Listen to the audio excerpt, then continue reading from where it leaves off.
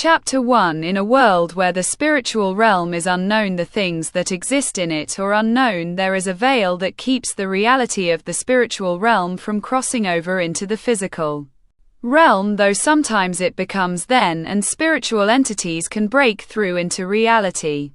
This universe takes place in a world where the world is normal at the start. However, a catastrophic event causes the veil to be destroyed, which allows the spiritual realm to fuse with regular reality, becoming one realm. Spiritual entities are of a huge variety. Some seem humanoid, some seem animalistic. They're all different and unique, including different abilities and attacks as well as archetypes, some being elemental. Some spirit entities can ascend, which allows them to transform to a new form of entity that is stronger and unique, but similar to the previous form. I am Jonathan Francis, a normal average guy living my life in this normal world, when suddenly the spiritual veil is getting weaker.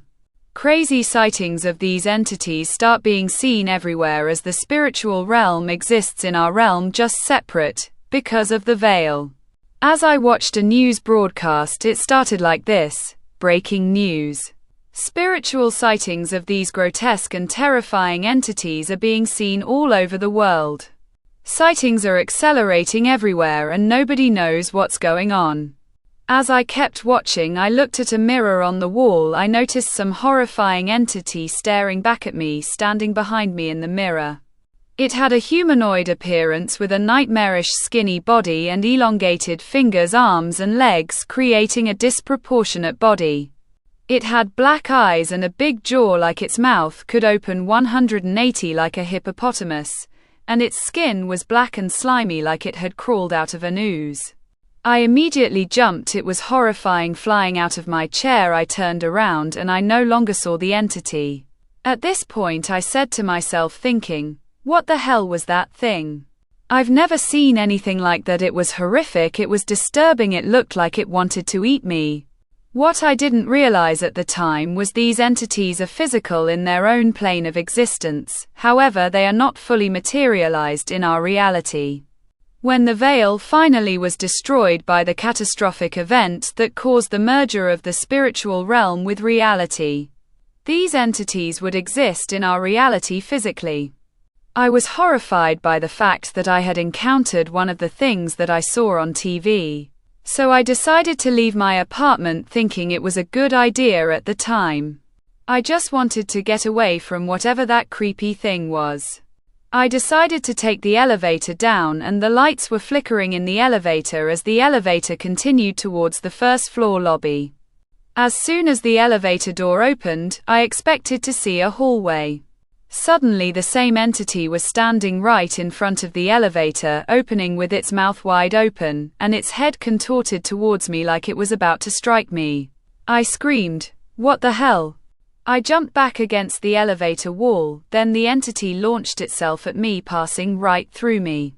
I felt a strange feeling after that, like somehow a piece of it had affected me as its life force passed through mine, though it couldn't hurt me physically. I ran out of the elevator, looking behind me as I went. Whatever it was, I didn't see anymore. I hurried to the parking lot, getting into my car, then I decided to go for a drive, hoping that nothing else would happen. Little did I know to myself that it was a bad idea to leave, since where was I going to go? This is happening everywhere. However, I wasn't thinking that at that moment. I decided I would go to a local coffee shop and get a drink, since I was probably not going to be able to sleep tonight. It was around 6 p.m. The sun was getting close to going down soon, so I didn't want to spend too much time out. I imagined these things would be more terrifying when night arrived. I got to a local coffee shop called Astro Coffee, like it's going to take you to the moon. I walked into it and went up to the counter. It was a fairly small coffee shop. There is a TV in the corner playing some sports, as well as seats to sit in and a snack bar for those that wanted to pick up a snack with their drink. I ordered a coffee, thanking the barista. "Appreciate it, it's been a weird day." The barista replied. His name was Paul, from what his name badge said. "Why, what has been going on in your day? Anything crazy?" I thought to myself, crazy, yes. I turned and said to him, Well, have you seen the news? I tried to explain to him some of the crazy events that have been happening all over the world, telling him to flip the channel to the news station. As he changed channels, he started to see what I was talking about. The news roared to life as he changed channels. The news anchor said, "More and more sightings of these entities are being spotted everywhere around the world." The barista suddenly said, "Have you seen one of these things?" I paused as I looked at him. What would I say? I thought to myself in a split second. I looked at him and said, "Yes. Unfortunately, that's what brought me to get coffee this late."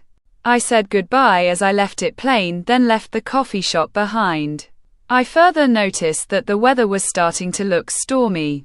I jumped in my car, grateful for getting away from my previous situation. I started my car up, and away I went down the street towards home. Well, my apartment. So I'm driving down the road thinking, maybe it's all just a bad dream. I look in my rearview mirror before switching lanes. Suddenly I see a dark shadow figure sitting in the back seat of my car, my heart pumping with adrenaline immediately. I suddenly gripped the steering wheel, jerking it, flying towards incoming traffic.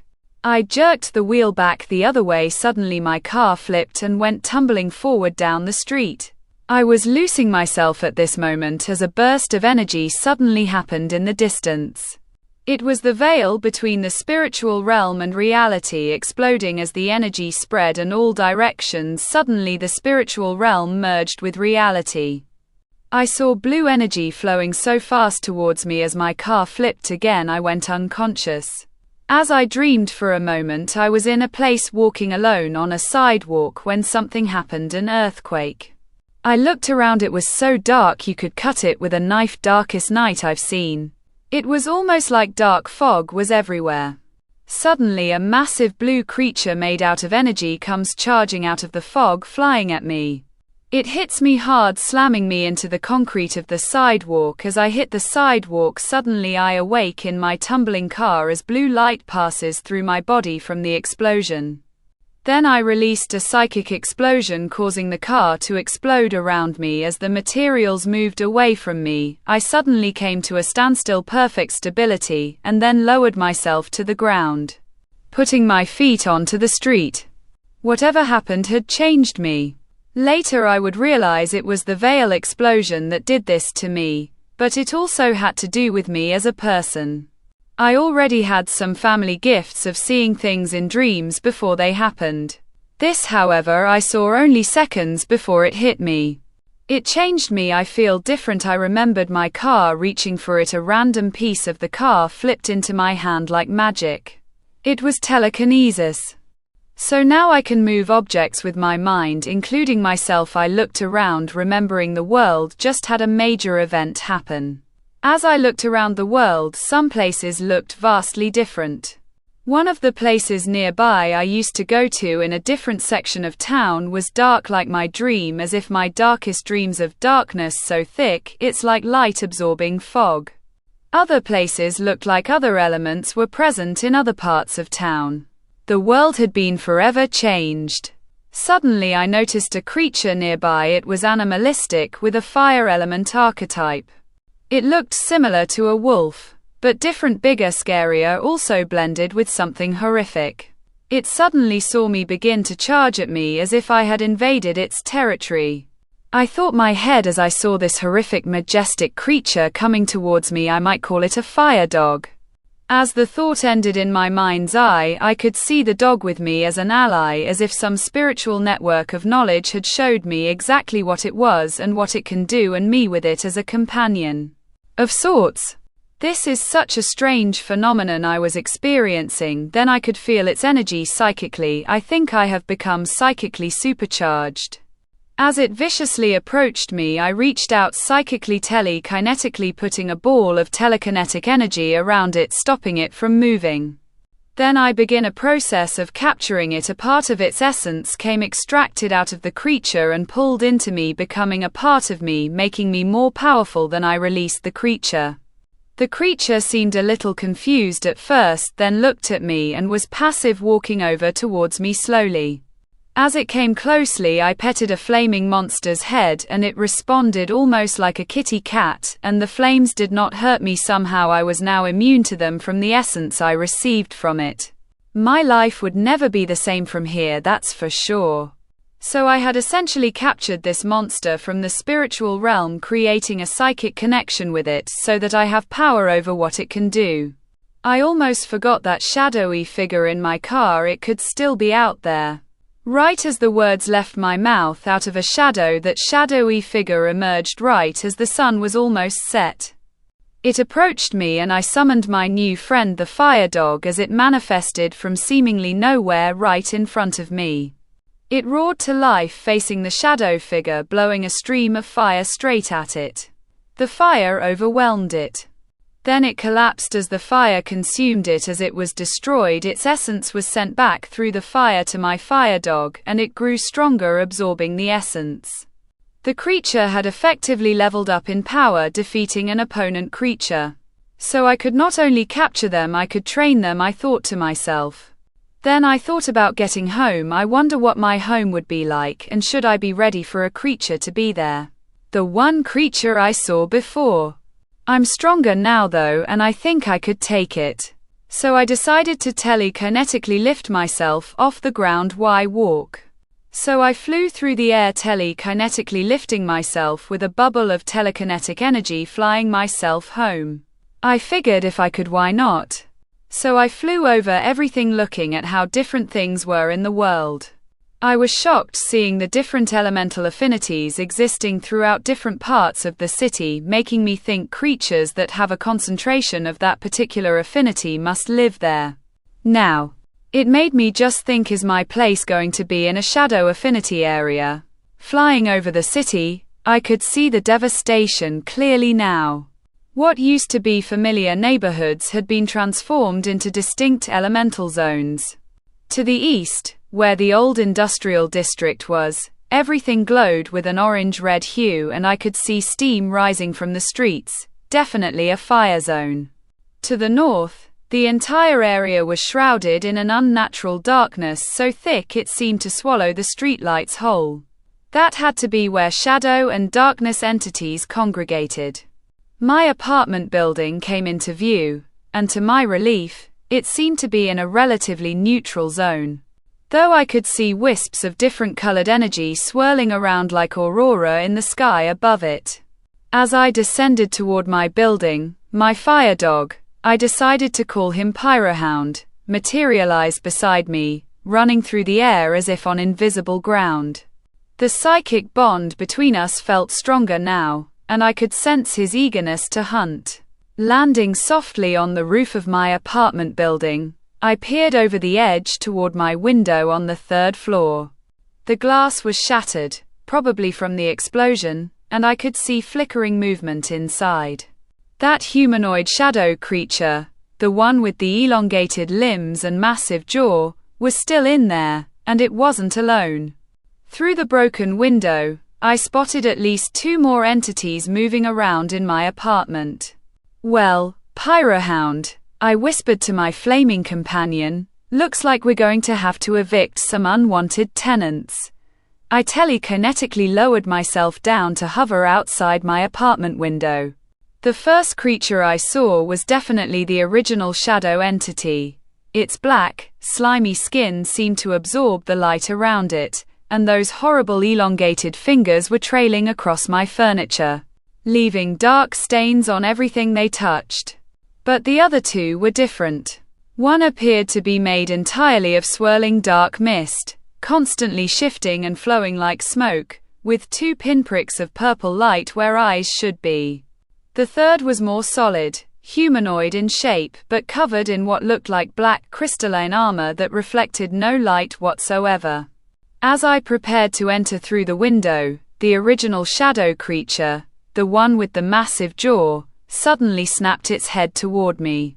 Its black eyes locked onto mine, and that horrifying mouth opened to its full 180-degree capacity, revealing rows of needle-sharp teeth that seemed to glisten with some kind of toxic saliva. Umbral stalker, I found myself saying. the name appearing in my mind through that same spiritual network that had told me about Pyrohound. Along with the name came knowledge. This creature fed on fear and despair, could phase through solid matter at will, and its bite could drain the life force from its victims.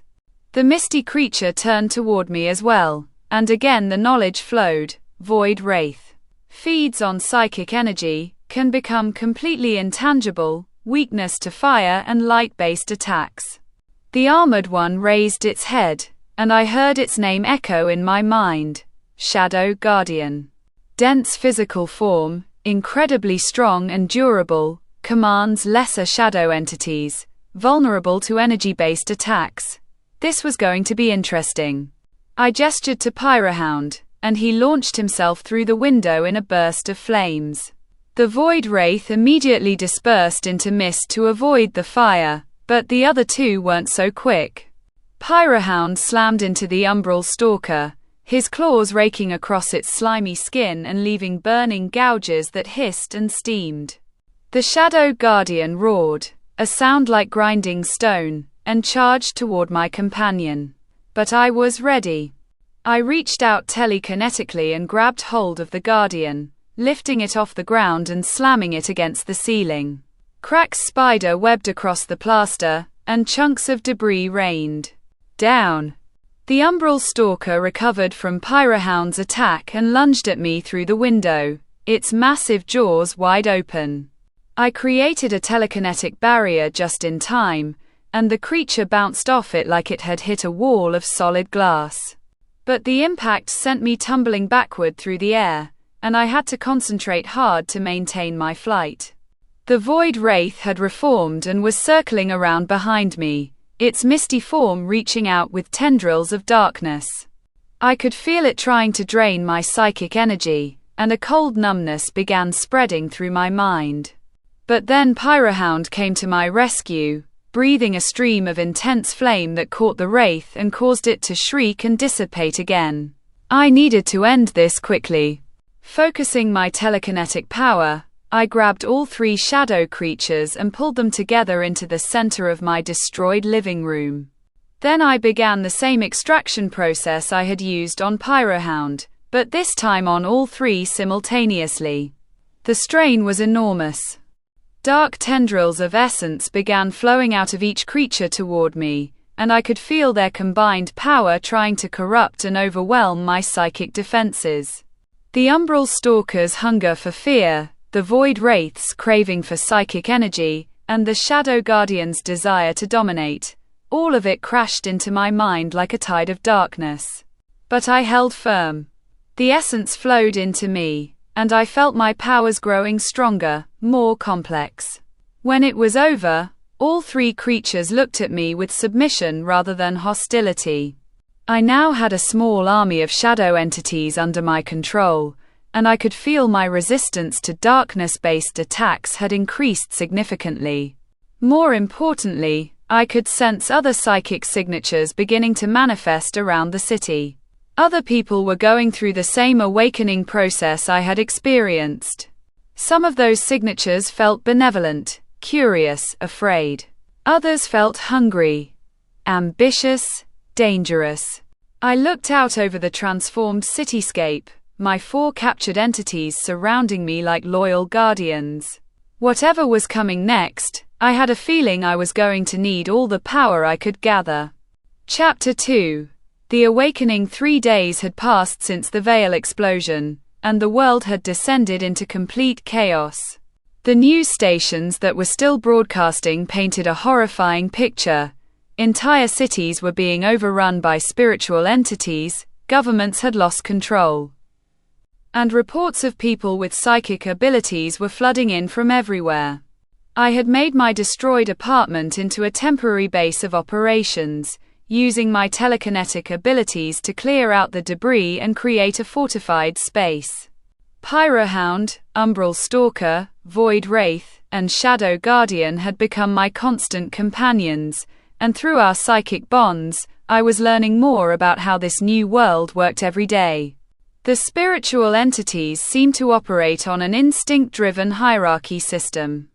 Stronger entities commanded respect from weaker ones, and there were complex relationships between different elemental affinities. Fire entities were naturally stronger against darkness creatures, but weak against water. Earth was strong against wind but vulnerable to water. It was like an elaborate rock-paper-scissors game, but with life or death consequences. I was studying a makeshift map I had drawn of the city's new elemental zones when I sensed something approaching from the south, multiple psychic signatures moving together in a coordinated pattern. Human signatures. Looking out my window toward the street below, I saw a group of 5 people making their way down the debris-strewn avenue. They were all walking confidently despite the obvious dangers, and I could see the telltale shimmer of psychic energy around each of them. More interesting, they each had spiritual entities accompanying them. The leader was a tall woman with platinum blonde hair. And floating beside her was what looked like a crystalline spider made of pure light, its 8 legs constantly shifting and refracting rainbow patterns in all directions. Behind her walked a heavy-set man with a creature that resembled a massive turtle, but its shell was made of flowing lava and its eyes burned like coals. Following them were 3 others. A young guy about my age with a serpentine creature made of crackling electricity coiled around his shoulders. An older woman with what appeared to be a falcon made of solidified wind hovering above her head, and bringing up the rear, a thin man accompanied by a hulking humanoid figure carved from living stone. I made a quick decision. If I was going to survive in this new world, I needed to know who else had abilities and what their intentions were. I telekinetically lifted myself out the window and descended slowly toward the street, my 4 entities materializing around me as I landed. The group stopped immediately when they saw me, and I felt their psychic signatures shift into defensive patterns. The woman in front raised her hand, and her light spider scuttled down to perch on her shoulder, its crystalline legs clicking ominously. "Well, well," she called out, her voice carrying an undertone of arrogance that I didn't like. Another psychic awakened. "And look at that collection. Very impressive for someone who's only been at this for 3 days." "Thanks," I replied carefully, keeping my entities on standby but not in attack position. "You seem to know what you're doing too." "I'm Jonathan, Rebecca," she responded, but didn't offer a smile. "These are my associates. We're establishing territorial claims in this sector of the city. You wouldn't happen to be the one who cleared out the shadow infestation from that apartment building, would you?" I realized she was testing me, trying to gauge my strength and capabilities. That was me. They weren't very hospitable tenants. The man with the lava turtle stepped forward, and I immediately sensed hostility radiating from him. "Rebecca, why are we wasting time talking? We need that building for our operations. Just take his entities and be done with it." My blood ran cold. "Take my entities." Rebecca's smile was cold and predatory. "Oh, didn't you know? Psychic abilities aren't equally distributed among the awakened. Some of us are much stronger than others. Strong enough to override the psychic bonds of weaker psychics and claim their entities as our own. It's quite efficient, really." I felt my entities shift restlessly around me, sensing the threat. Through our bonds, I could feel their loyalty and their readiness to fight, but I also sensed something else. A warning. This woman was much stronger than she appeared, and her light spider wasn't her only entity. I could detect at least 3 more psychic signatures surrounding her, though I couldn't see the creatures themselves. "I don't suppose you'd be interested in joining our group voluntarily?" Rebecca continued, her tone mockingly polite. "We could use someone with your particular collection of entities. Shadow creatures are quite useful for reconnaissance and intimidation. And if I refuse, then we take them anyway, and you'll be left defenseless in a world full of monsters." "Your choice," The standoff stretched out for several tense seconds. I was outnumbered, and I suspected they had more combat experience than I did. But I wasn't about to hand over my entities without a fight.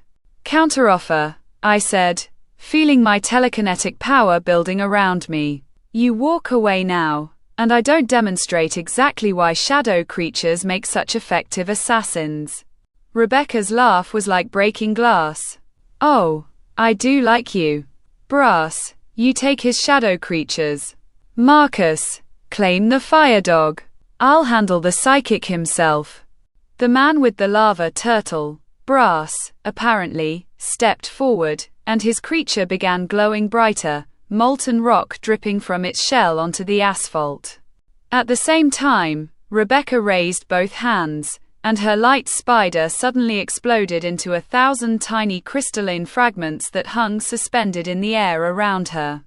But they had made one crucial mistake. They had underestimated my entity's loyalty. As Brass reached out psychically to try to override my bond with Shadow Guardian, my largest shadow entity roared with fury and launched itself at him. At the same time, Umbral Stalker and Void Wraith dispersed into the shadows cast by the nearby buildings. And Pyrohound erupted in a pillar of flame so intense that the street began to melt beneath his paws. The battle was unlike anything I had ever experienced. Rebecca's crystalline fragments shot toward me like bullets, each one trailing light that burned my retinas. I created a telekinetic shield, but the fragments were so fast and numerous that several got through, slicing across my arms and face. Meanwhile, Brass's lava turtle was engaged in brutal combat with my Shadow Guardian. The turtle's molten shell was melting through the shadow creature's dark armor, but Shadow Guardian's massive fists were cracking the turtle's crystalline core. Both creatures were taking severe damage. The young guy with the electric serpent tried to flank me, but Pyrohound intercepted him, breathing a stream of superheated flame that forced the serpent to coil defensively around its master. The man screamed as some of the fire got through his creature's protection, burning his clothes and skin. From the shadows, Umbral Stalker struck at the woman with the wind falcon, its elongated claws raking across her back before disappearing again. She spun around, trying to track its movement, but shadow creatures were nearly impossible to follow when they didn't want to be found. The tide of battle shifted when Void Wraith managed to drain enough psychic energy from the stone creature man to cause him to stumble. His hulking stone guardian immediately became sluggish and unresponsive, giving Shadow Guardian the opening it needed to land a devastating blow against the lava turtle. But Rebecca was the real threat. Her light spider had reformed into a massive crystalline scorpion, its tail dripping with what looked like liquid starlight. As it lunged toward me, I realized that one sting from that tail would probably kill me instantly. I poured everything I had into a telekinetic burst, grabbing every piece of debris on the street, chunks of concrete, twisted metal, broken glass, and hurling it all at Rebecca simultaneously. The crystalline scorpion intercepted most of the projectiles, but a few got through, and I saw her stagger as a piece of rebar caught her in the shoulder. That was when I felt it, the extraction process beginning automatically. When Rebecca's concentration broke from the injury, her psychic defenses weakened just enough for my entities to begin draining essence from her creatures. But instead of the controlled extraction I had learned to perform, this was wild and chaotic. Energy flowed from her light scorpion into my shadow creatures, but the mixture of light and darkness created something unexpected. Umbral Stalker began to glow with purple energy, its form becoming more substantial and defined. Shadow Guardian's dark armor started reflecting light in strange patterns. Even Void Wraith became more solid, its misty form taking on a silver sheen. Rebecca screamed in rage and pain as she felt her creature's power being drained away. This isn't possible. You're not strong enough for forced extraction. But I was learning something important. In this new world, desperation and survival instinct could push psychic abilities far beyond their normal limits. My entities were evolving, becoming stronger through conflict, and I could feel my own powers expanding to accommodate their growth. The battle ended abruptly when the thin man with the stone guardian suddenly collapsed, completely drained by Void Wraith.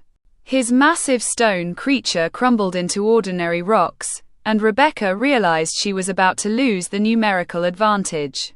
"Fall back," she shouted, her partially drained light scorpion reverting to spider form and scrambling up her arm. "This isn't over, Jonathan. We know where you live now." As quickly as they had appeared, Rebecca's group retreated toward the south, dragging their wounded companion with them. I watched them go, my enhanced entities standing guard around me, and realized that everything had changed again.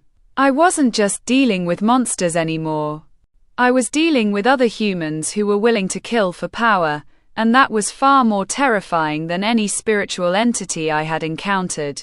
Looking down at my bloodied arms and feeling the sting of the crystal cuts, I made a decision.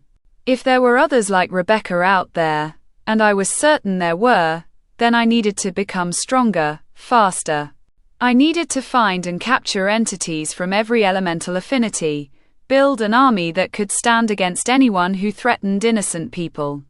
The war for this new world had begun, and I intended to win it.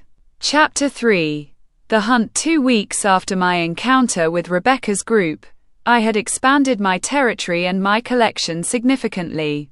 The key, I discovered, was to hunt during the transitional periods, dawn and dusk, when the elemental energies were in flux and creatures were more likely to be moving between zones. My base of operations had grown from just my apartment to the entire building. Using a combination of telekinetic construction and my entity's abilities, I had created what was essentially a fortress. Shadow Guardian had helped me reinforce the structure with dark crystalline growths that absorbed light and sound, making the building nearly invisible to psychic detection. Void Wraith patrolled the perimeter in its intangible form, alerting me to any approaching threats. Umbral Stalker had evolved, or rather, transcended, after absorbing energy from Rebecca's light creature, becoming what I now called Umbral Reaper. It was larger, faster, and could manipulate shadows within a 50-foot radius. But my most significant acquisition had been 3 new entities from different elemental affinities. The first was Aqua Phantom, a water element creature I had encountered during a raid on the flooded subway tunnels. It appeared as a constantly shifting humanoid form made of crystalline blue water, with the ability to become completely liquid when needed. Its most valuable skill was healing. It could use water essence to repair damage to both myself and my other entities. The second was Volt Serpent, an energy element creature that looked like a snake made of living electricity. I had found it feeding on power lines in the electrical grid zone, and the capture had been particularly challenging because it could move at nearly the speed of light through conductive materials. But once bonded, it proved incredibly versatile. It could overload electronic systems, create electromagnetic barriers, and deliver stunning attacks that could paralyze even the largest creatures. The third was my prize acquisition, Tempest Raven, a wind element entity that appeared as a massive bird with feathers that seemed to be made of solidified air currents. It could fly faster than anything I had encountered, create devastating windstorms, and most importantly, it could carry me and other entities at incredible speeds across the city. With 7 entities under my control, I had achieved something I was beginning to realize was extremely rare: multi-elemental affinity resistance. I could survive in any of the city's elemental zones, and I had answers for most types of attacks other psychics might throw at me. Which was important, because I had been hearing troubling reports from the few remaining radio stations. Psychic warlords were emerging all over the world, carving out territories and enslaving anyone who couldn't defend themselves. Some, like Rebecca, focused on building collections of powerful entities. Others were taking a different approach, capturing large numbers of weaker entities to create overwhelming swarms. Still others were experimenting with force bonding to non-psychic humans, creating mindless soldier slaves. The worst reports came from Los Angeles, where someone calling himself the Shadow Emperor had apparently captured every darkness element entity within a 100-mile radius, and was using them to blanket the entire city in perpetual night. Normal humans couldn't survive in that environment for more than a few days before the constant exposure to shadow essence began killing them. I knew I couldn't hide in my fortress forever. If psychics like the Shadow Emperor were allowed to consolidate power unchecked, the entire world would become a nightmare of tyranny and oppression. Someone had to stand up to them, and I was beginning to suspect that someone was going to have to be me. My opportunity came when I intercepted a radio transmission that made my blood run cold. "This is Marcus to all units," the voice crackled through the static. I recognized it immediately. Marcus had been the young guy with the electric serpent in Rebecca's group. "The facility is secure. We have 43 non-psychic prisoners and 17 captured entities ready for the bonding experiments. Rebecca wants to begin the process tomorrow morning." Bonding experiments.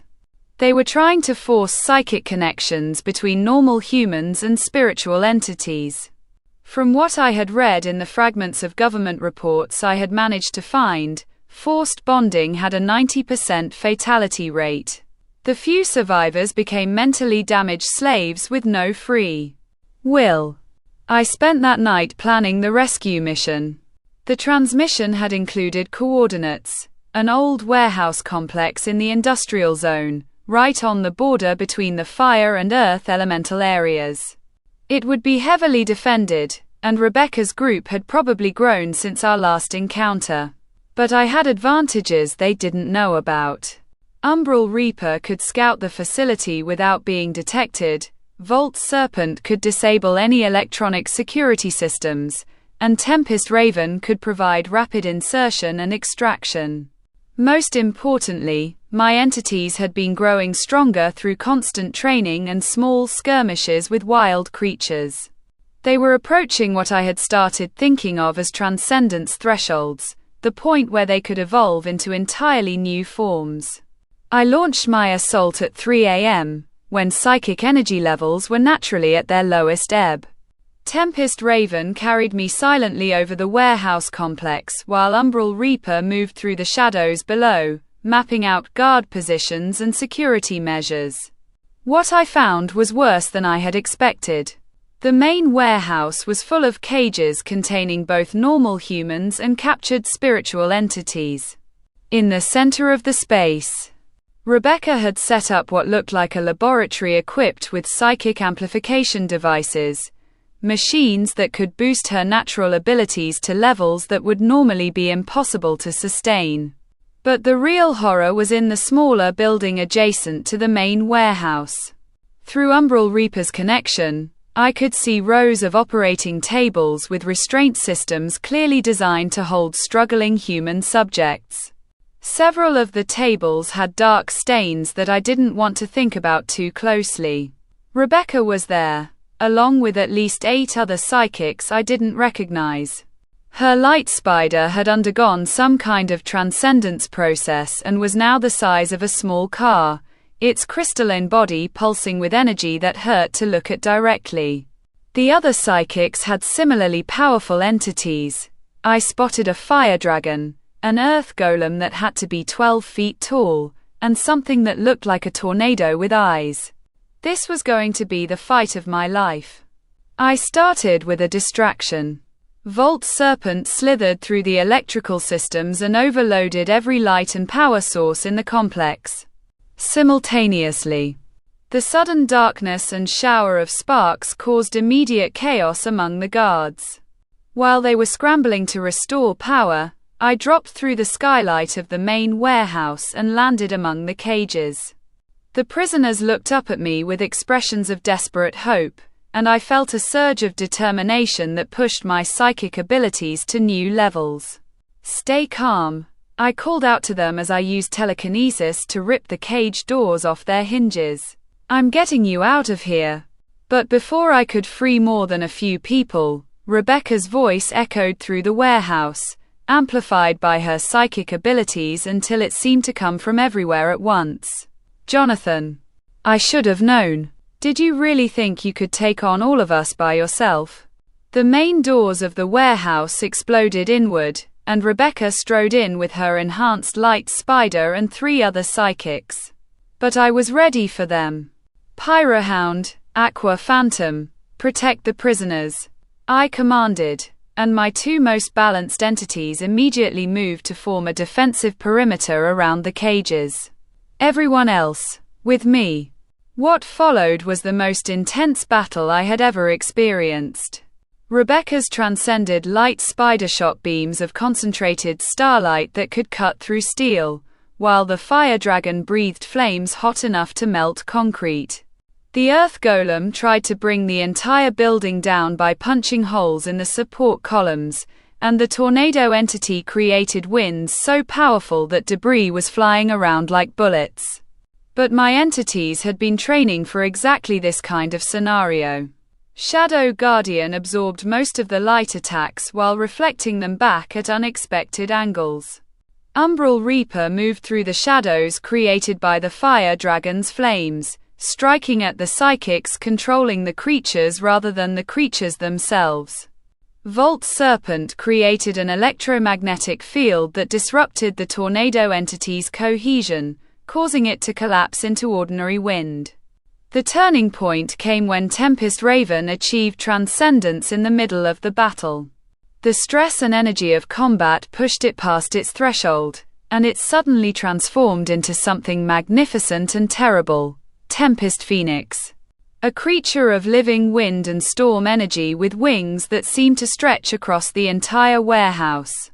The psychic feedback from the transcendence temporarily stunned everyone in the building, including me. But my entities recovered first, and in that moment of vulnerability, they struck with coordinated precision. Aqua Phantom enveloped the fire dragon, its crystalline water form conducting heat away so efficiently that the dragon's flames were extinguished. Shadow Guardian grabbed the earth golem and began draining its essence, causing the massive creature to crumble as its earth element energy was absorbed.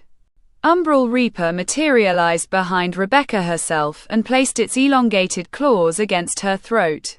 "Surrender," I said, my voice carrying psychic weight that made the remaining enemy entities step back.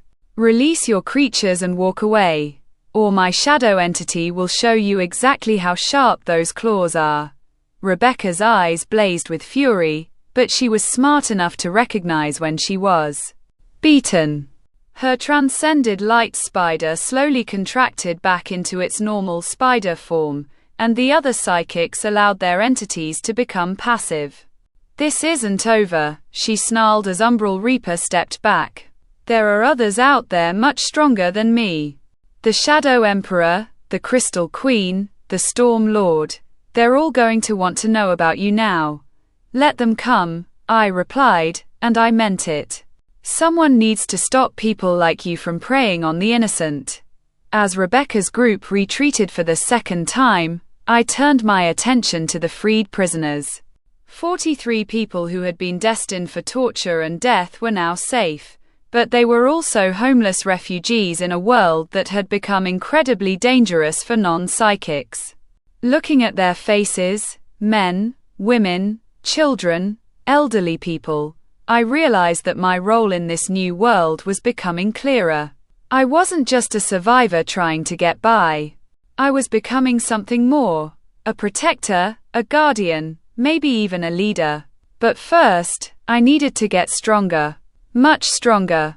Because if Rebecca was right about these other psychic warlords, the real battles were still ahead of me.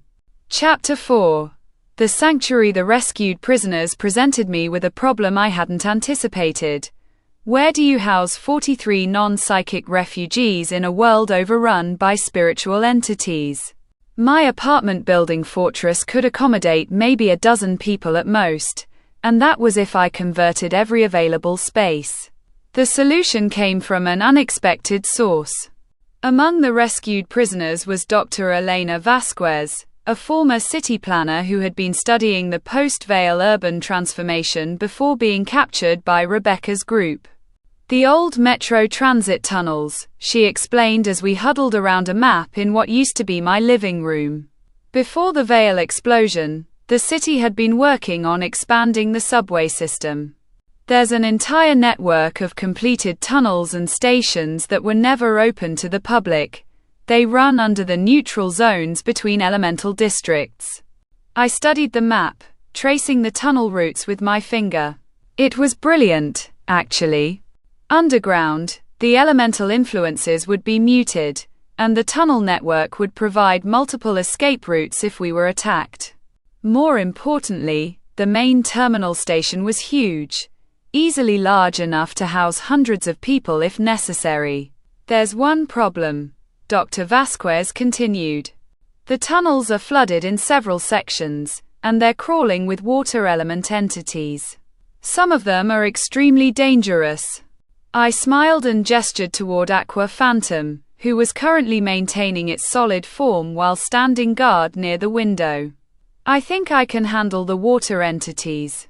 What about power and supplies? The terminal station has its own geothermal power plant. It was designed to be completely self-sufficient. And if we can clear out the creatures, there should be enough space for hydroponics gardens and workshops. It took 3 days to plan and execute the operation. I led a small advance team consisting of myself, Dr. Vasquez, and 2 of the more capable refugees, a former army medic named Pete and a civil engineer named Sarah who understood the tunnel infrastructure. The entrance to the abandoned tunnel system was hidden behind a false wall in the basement of a downtown office building. As we descended into the darkness, I could immediately sense the presence of multiple water entities. The tunnels were indeed flooded, with about 3 feet of standing water throughout most of the system. Aqua Phantom, I called softly, and my water entity flowed out of its solid form and merged with the flood water. Through our psychic connection, I could sense what it was experiencing. The water was teeming with spiritual entities of various types. Most of them relatively weak, but a few that registered as significant threats. The first creature we encountered was something I had never seen before. A humanoid figure made entirely of living ice. Standing about 8 feet tall with crystalline armor that refracted the light from our flashlights into prismatic patterns. As it rose from the water ahead of us, the knowledge flowed into my mind. Frost Sentinel. A water element creature that commanded lesser water entities and could freeze large volumes of liquid instantly. But before I could react, something unexpected happened. Instead of attacking us, the Frost Sentinel tilted its head and made a sound like wind chimes. Then it gestured toward a side tunnel and began walking in that direction, clearly expecting us to follow. "It's leading us somewhere," Dr. Vasquez whispered, her voice echoing off the tunnel walls. Through Aqua Phantom's connection to the flood water, I could sense that we were being escorted rather than hunted. The Frost Sentinel was communicating with other water entities throughout the tunnel system, and the message seemed to be one of protection rather than threat. We followed the creature through a maze of flooded passages until we reached what had to be the main terminal station. It was even more impressive than Dr. Vasquez had described. A vast underground cathedral of gleaming metal and glass, with multiple levels connected by escalators and a soaring ceiling that disappeared into darkness above us. But what really caught my attention was the population. The station was home to at least 50 water element spiritual entities of various types, all living together in what appeared to be a peaceful community. There were Aqua Phantoms like mine, several more Frost Sentinels, creatures that looked like mermaids made of flowing liquid, and even some that appeared to be living waterfalls cascading down from the upper levels. At the center of the station, sitting on what had once been an information kiosk, was the most beautiful spiritual entity I had ever seen. She appeared to be a woman made of crystalline water, but her form constantly shifted and flowed like she was simultaneously liquid and solid. Her hair was composed of flowing streams that defied gravity, and her eyes were the deep blue-green of ocean depths. Tide Mother, the name appeared in my mind, along with a sense of immense age and wisdom. This was an entity that had existed in the spiritual realm for centuries before the Veil explosion, and she was the leader of this underground community. As we approached, the Tide Mother rose gracefully from her perch and began to speak, not with words, but with a form of psychic communication that bypassed language entirely. The meaning flowed directly into my mind. You are the one who bonds with entities as equals rather than slaves. Your water child speaks of you with respect and affection. We have been waiting for one such as you. I realized this was an opportunity beyond anything I had imagined. You want to help us create a sanctuary here? The waters remember when humans and spiritual entities coexisted in harmony. That time can come again, but only under the protection of one who understands the true nature of the bond between realms. What followed was a negotiation unlike anything I had ever experienced. The Tide Mother offered to allow human refugees to share the terminal station, but only under certain conditions.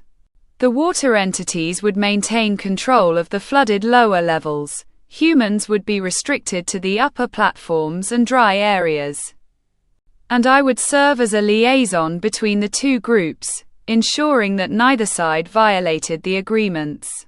In exchange, the water entities would provide protection, fresh water, and even food in the form of edible aquatic plants they could cultivate in the flooded areas. They would also share information about threats approaching through the tunnel system, making the sanctuary nearly impregnable. It was an unprecedented arrangement, the first true alliance between humans and spiritual entities since the Veil explosion. And it was only possible because of my unique ability to communicate with and understand these creatures. Over the following week, I helped establish what we began calling Haven Station. The refugees were amazed by their new home. The upper levels of the terminal were spacious and comfortable, with working electricity from the geothermal plant and fresh water provided by our entity allies. Dr. Vasquez organized work crews to set up living spaces, Pete established a medical clinic, and Sarah got the infrastructure systems fully operational. But I was learning that success brought its own dangers. Word of Haven Station began to spread through the psychic community, and not everyone was pleased about it. I started intercepting radio communications from various psychic warlords, all discussing the dangerous precedent I was setting by treating entities as equals rather than tools. The first probe came exactly 9 days after we established the sanctuary.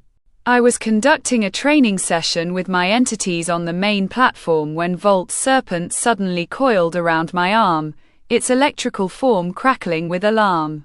Through our bond, I felt what it had sensed, multiple psychic signatures approaching through the northern tunnel entrance. Alert the Tide Mother, I called to Aqua Phantom as I summoned the rest of my entities. We have incoming hostiles. The attack came in the form of 6 psychics riding on the backs of flying creatures, a coordinated aerial assault that bypassed our tunnel defenses entirely. They came swooping down through the main entrance shaft, and I immediately recognized the lead rider, a man in dark robes riding what appeared to be a dragon made of living shadow. Void Master, the knowledge flowed into my mind as I saw the rider's entity. But this wasn't a creature I had encountered before. This was something ancient and powerful, with the ability to create pocket dimensions and manipulate space itself. The rider pulled back his hood, revealing a gaunt face marked with intricate tattoos that seemed to move and shift on his skin. When he spoke, his voice carried psychic weight that made the air itself vibrate. I am Melachar, servant of the Shadow Emperor. You will surrender this facility and your entities, or we will take them by force. This is your only warning.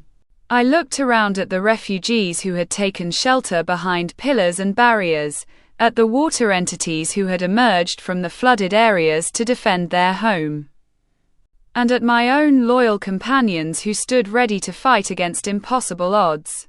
The choice was clear. Counteroffer, I called back, my voice echoing through the vast station. Leave now, and I won't demonstrate why they call me the Guardian of Haven. Malachar's laugh was like breaking glass mixed with screaming wind. Guardian. You're nothing but a child playing with toys he doesn't understand. Show him what real power looks like.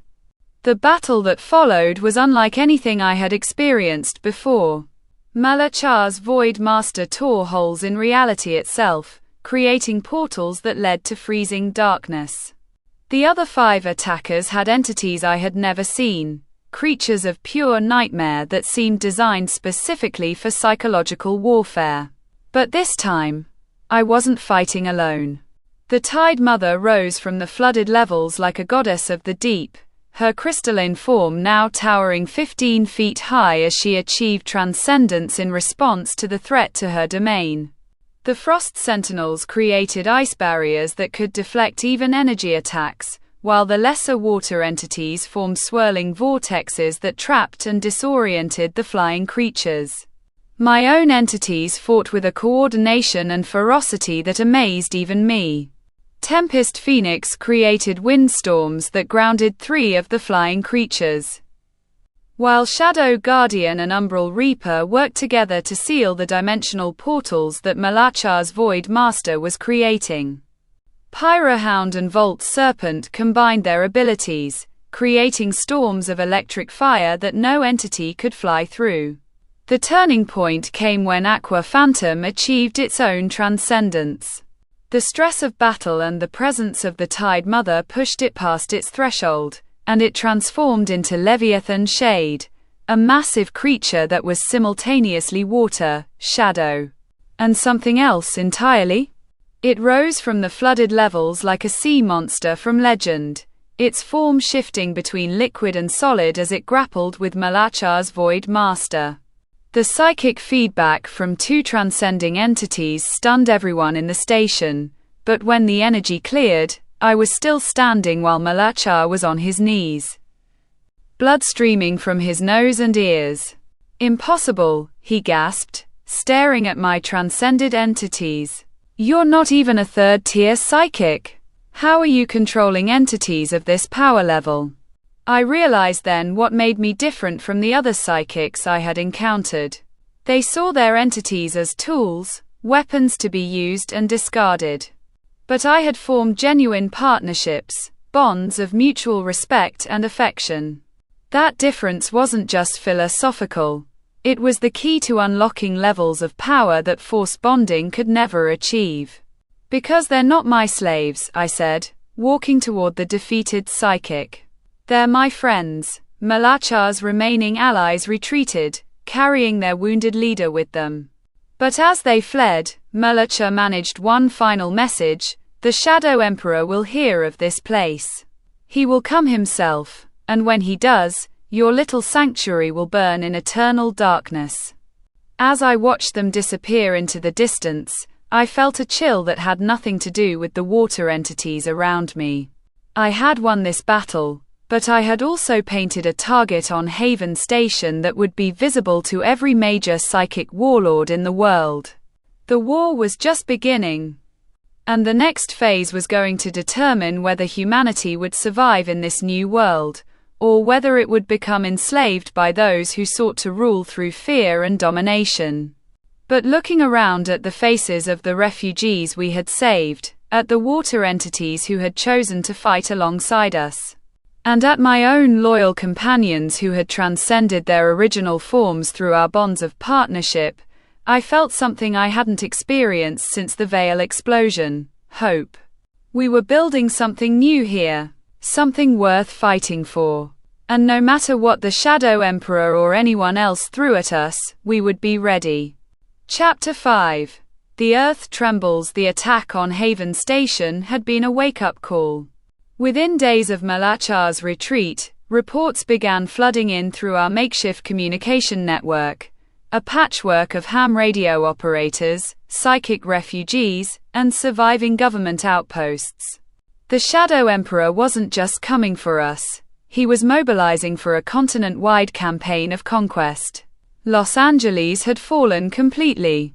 The perpetual darkness had expanded to cover San Diego and was creeping toward Las Vegas.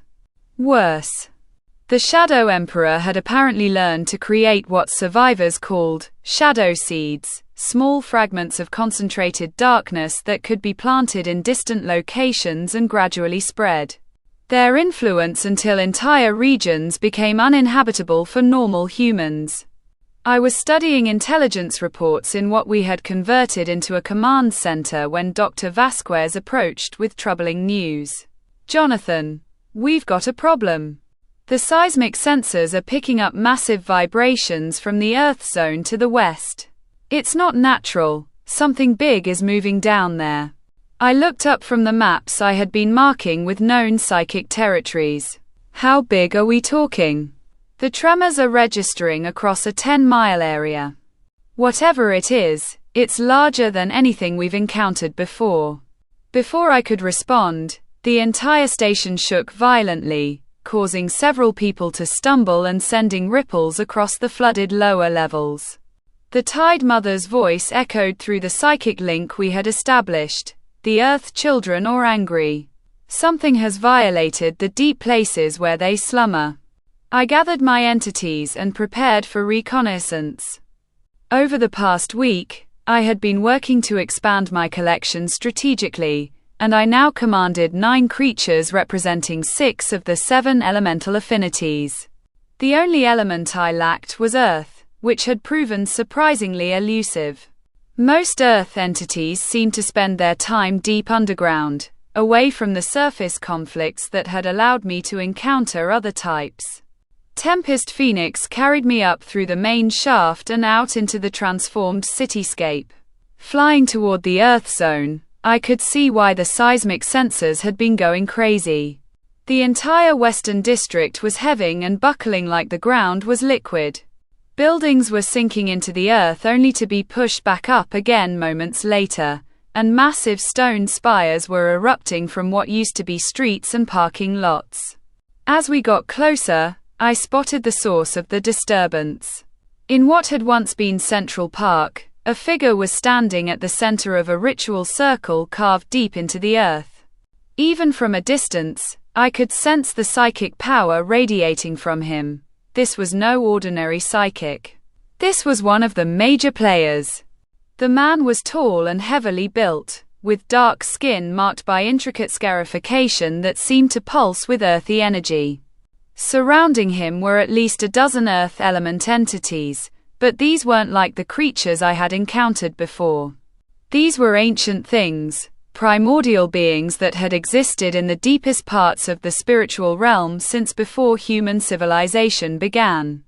As I circled overhead, trying to get a better look without being detected, the man suddenly raised his head and looked directly at me.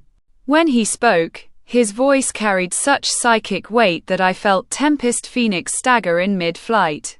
"Guardian of Haven," he called out, his words echoing across the transformed landscape. "I am Konstantin Petrov, the Stone Lord of the Eastern Territories. Come down and speak with me. We have much to discuss." I had heard of the Stone Lord through intercepted communications. Unlike most psychic warlords, he wasn't interested in conquest for its own sake. Instead, he was obsessed with awakening what he called the Old Ones, ancient earth entities that had been sleeping in the deepest parts of the spiritual realm since the dawn of time. Against my better judgment, I decided to accept his invitation. If I was going to face threats like the Shadow Emperor, I needed to understand what all the major players were capable of. Tempest Phoenix landed at the edge of the ritual circle, and I dismounted while keeping my other entities on high alert. Up close, Konstantin was even more imposing. He stood nearly 7 feet tall, and the scarification covering his body wasn't just decorative. Each mark was a bonding scar from an earth entity, and I counted at least 50 of them. His eyes were the color of deep stone, and when he moved, I could hear the faint sound of grinding rock. "You've made quite a name for yourself," he said, his voice like distant thunder. "A psychic who treats entities as equals rather than tools. Most interesting. And you're the one trying to wake up ancient earth gods," I replied, not bothering to hide my wariness. "That doesn't sound like it ends well for anyone." Constantine laughed, a sound like boulders falling down a mountain. "Gods? No, nothing so simple. The entities you and I command are children compared to the old ones. They are the foundations upon which the spiritual realm itself was built. And they are stirring." He gestured toward the ritual circle, and I saw that it wasn't just carved into the earth, it was carved through it, descending down into darkness so deep that even my enhanced vision couldn't penetrate it. "The veil explosion wasn't random," Constantine continued. "It was caused by something trying to break through from the deepest levels of the spiritual realm. Something that has been imprisoned there for millennia. The old ones know this, and they're preparing to either prevent its escape or serve it when it breaks free." A chill ran down my spine. "What's down there?" "Something that makes your shadow emperor look like a child playing with flashlights. Something that could unmake both the physical and spiritual realms if it ever fully manifests." Before I could ask more questions, the ground beneath us began to tremble with increasing intensity. The carved circle suddenly flared with golden-brown light, and from its depths came a sound like the world's largest pipe organ played by giants. What emerged from the circle was beyond anything I had imagined. It was vaguely humanoid in shape but stood at least 30 feet tall, composed of what appeared to be living mountain. Its body was made of interlocking stone plates that shifted and rearranged themselves as it moved, and its eyes were caverns filled with molten gold. When it spoke, the voice came from everywhere at once, as if the earth itself was talking. "Stone Lord. The deep trembles. The sleeper stirs. The time of choosing approaches." Constantine bowed deeply before the massive entity. "Ancient One, I present to you the Guardian of Haven. He may be key to the coming struggle." The Old One turned its attention to me, and I felt my mind being examined by an intelligence older than human civilization. The psychic pressure was overwhelming. I could barely stand, and several of my entities were forced to manifest in defensive positions just to keep me conscious. "Guardian, your bonds are strong. Your purpose is pure, but your power is insufficient for what comes. You must grow stronger, faster than the darkness spreads. What can I do?" I managed to ask through gritted teeth. The Old One extended one massive stone finger toward me, and knowledge flooded into my mind, not just information about Earth entities, but a complete understanding of how the elemental systems worked, how transcendence could be accelerated, and most importantly, how multiple entities could be merged to create beings of unprecedented power. "Seek the Crystal Queen in the Northern Wastes. She holds the key to light's true potential. Find the Storm Lord in the floating cities. He commands the fury of the sky itself. But beware, they are not allies. They serve only their own ambitions." The entity began to sink back into the earth, but its final words echoed in my mind long after it disappeared. "The sleeper wakes. The final battle comes. Be ready, Guardian, or all realms will fall to eternal darkness." As the Old One vanished, Constantine straightened and looked at me with something approaching respect. "Now you understand the stakes. This isn't about territory or resources anymore. It's about the fundamental nature of reality itself." "Why are you telling me this?" I asked. "Why not try to capture my entities like everyone else?"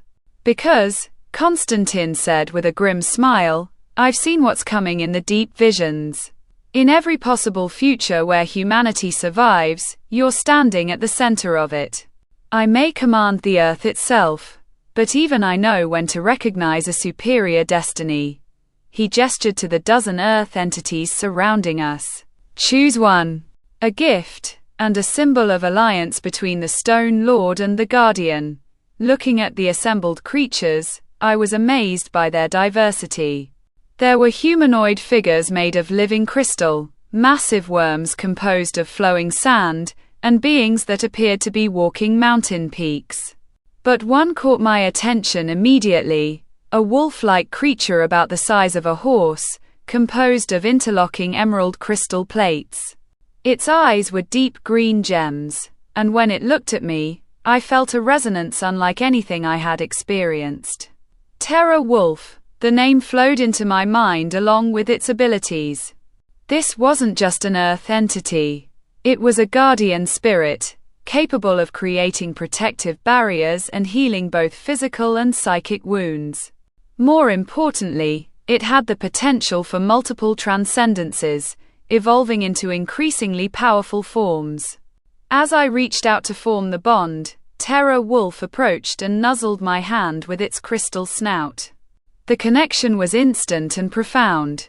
I could feel its ancient wisdom, its deep connection to the Earth's foundational energies, and its willingness to fight alongside me against whatever darkness was coming. Take care of yourself, Guardian, Constantine said as the Earth zone began to stabilize around us.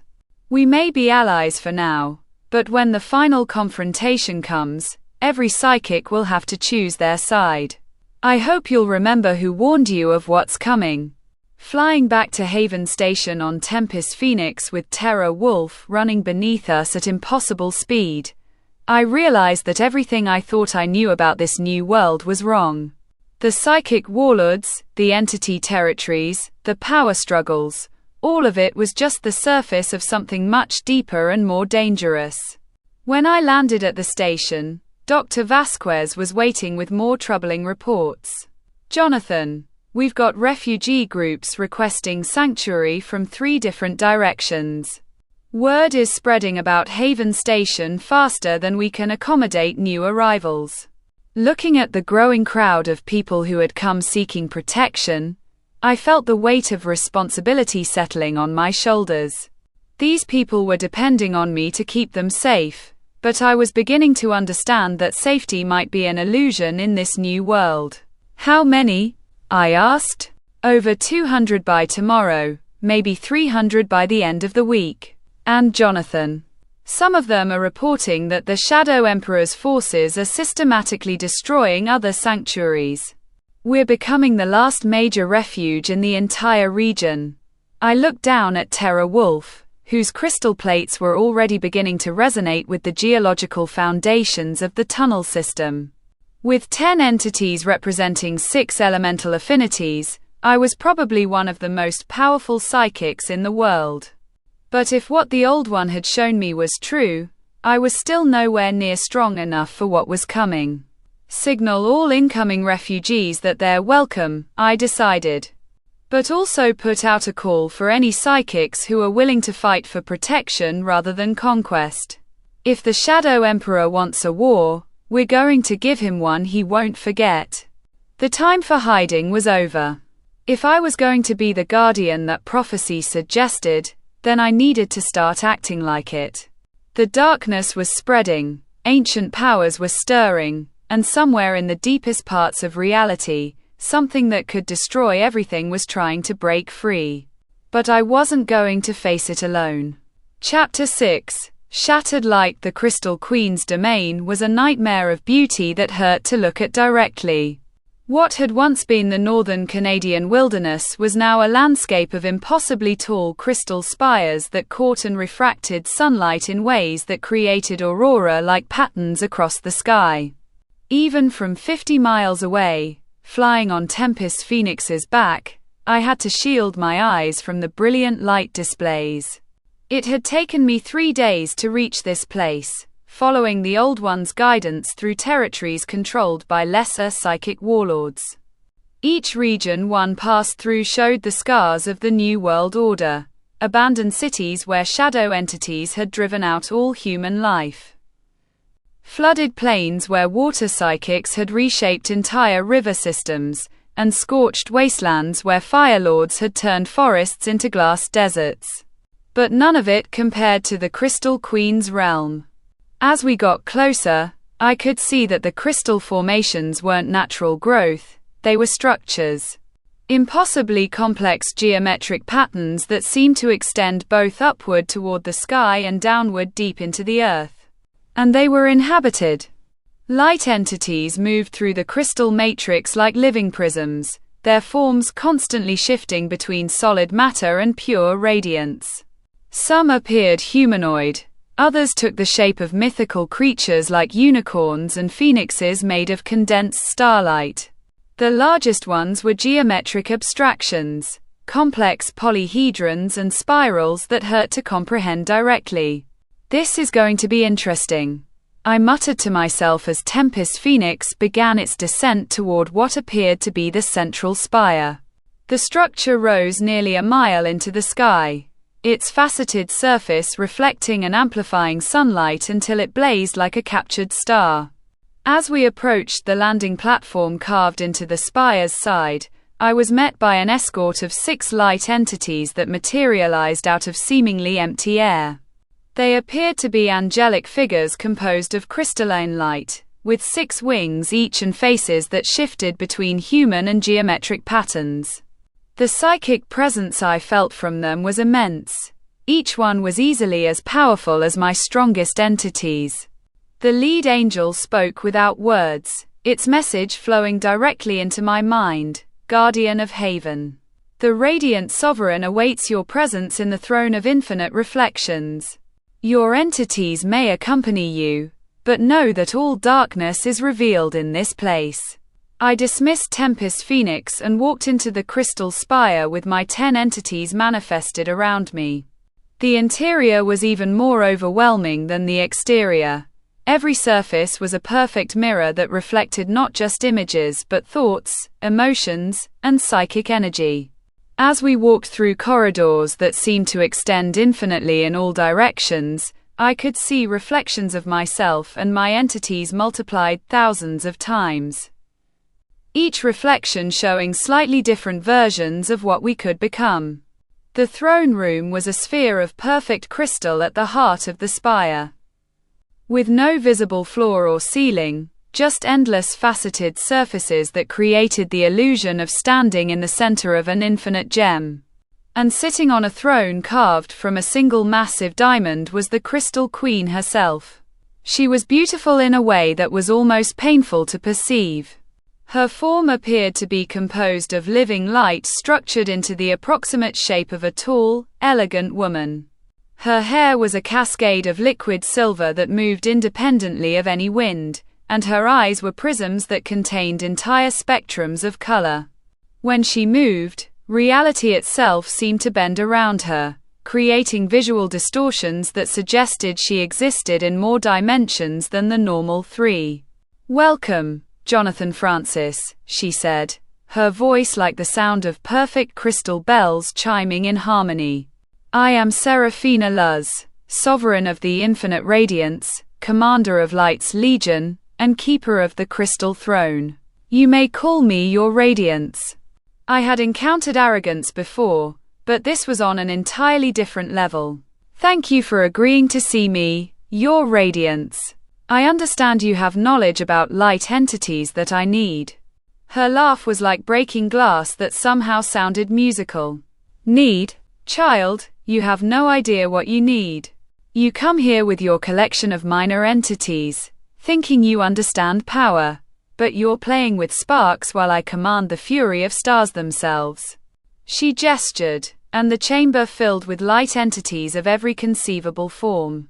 There were dozens of them, maybe hundreds, all radiating power that made my own entities seem dim by comparison. But more disturbing were the human figures standing in alcoves around the chamber, people who had been transformed by prolonged exposure to pure light energy until they were more crystal than flesh. "These were once psychics like yourself," Seraphina said, noticing my attention. They came seeking power, and I gave them exactly what they wanted. They are now perfect beings, free from the limitations of mortal flesh, eternal and incorruptible. Looking closer at the crystalline humans, I realized they were still conscious but completely immobile, their eyes tracking movement but their faces frozen in expressions of ecstatic terror. This wasn't transcendence. It was a form of living death.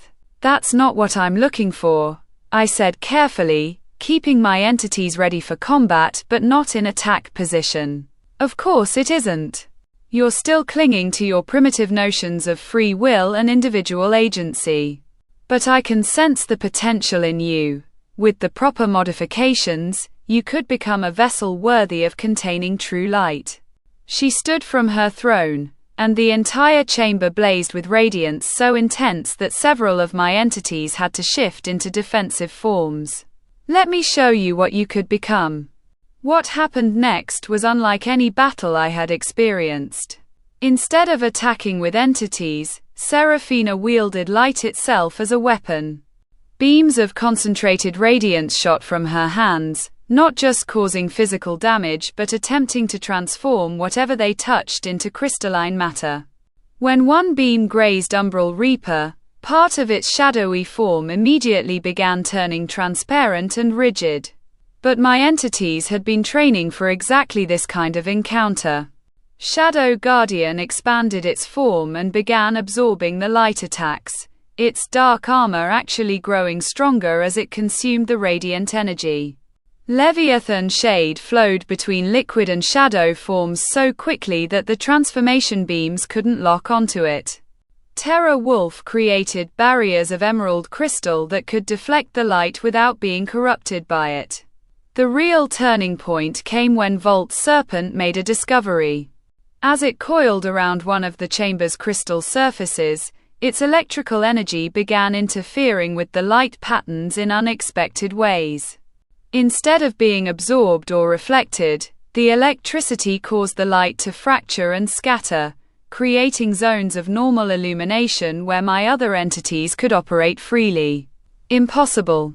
Seraphina shrieked as her perfect light began breaking apart. Light is the fundamental force of creation. It cannot be diminished by mere electricity. But I was beginning to understand something that the Crystal Queen, in her obsession with purity and perfection, had missed. Light wasn't inherently superior to other elements. It was just another part of the spectrum. And like all energy, it could be manipulated, redirected, and even transformed into something else entirely. Working together, my entities began a coordinated assault that used the chamber's own reflective properties against its creator. Tempest Phoenix created wind patterns that bent and twisted the light beams, while Pyrohound's flames added heat energy that caused the crystal surfaces to expand and distort. Aqua Phantom and Leviathan Shade worked together to create zones of refraction that split the light attacks into harmless component colors. But it was Terra Wolf that delivered the decisive strike. Using its connection to fundamental earth energies, it began resonating at a frequency that caused every crystal in the chamber to vibrate in harmony.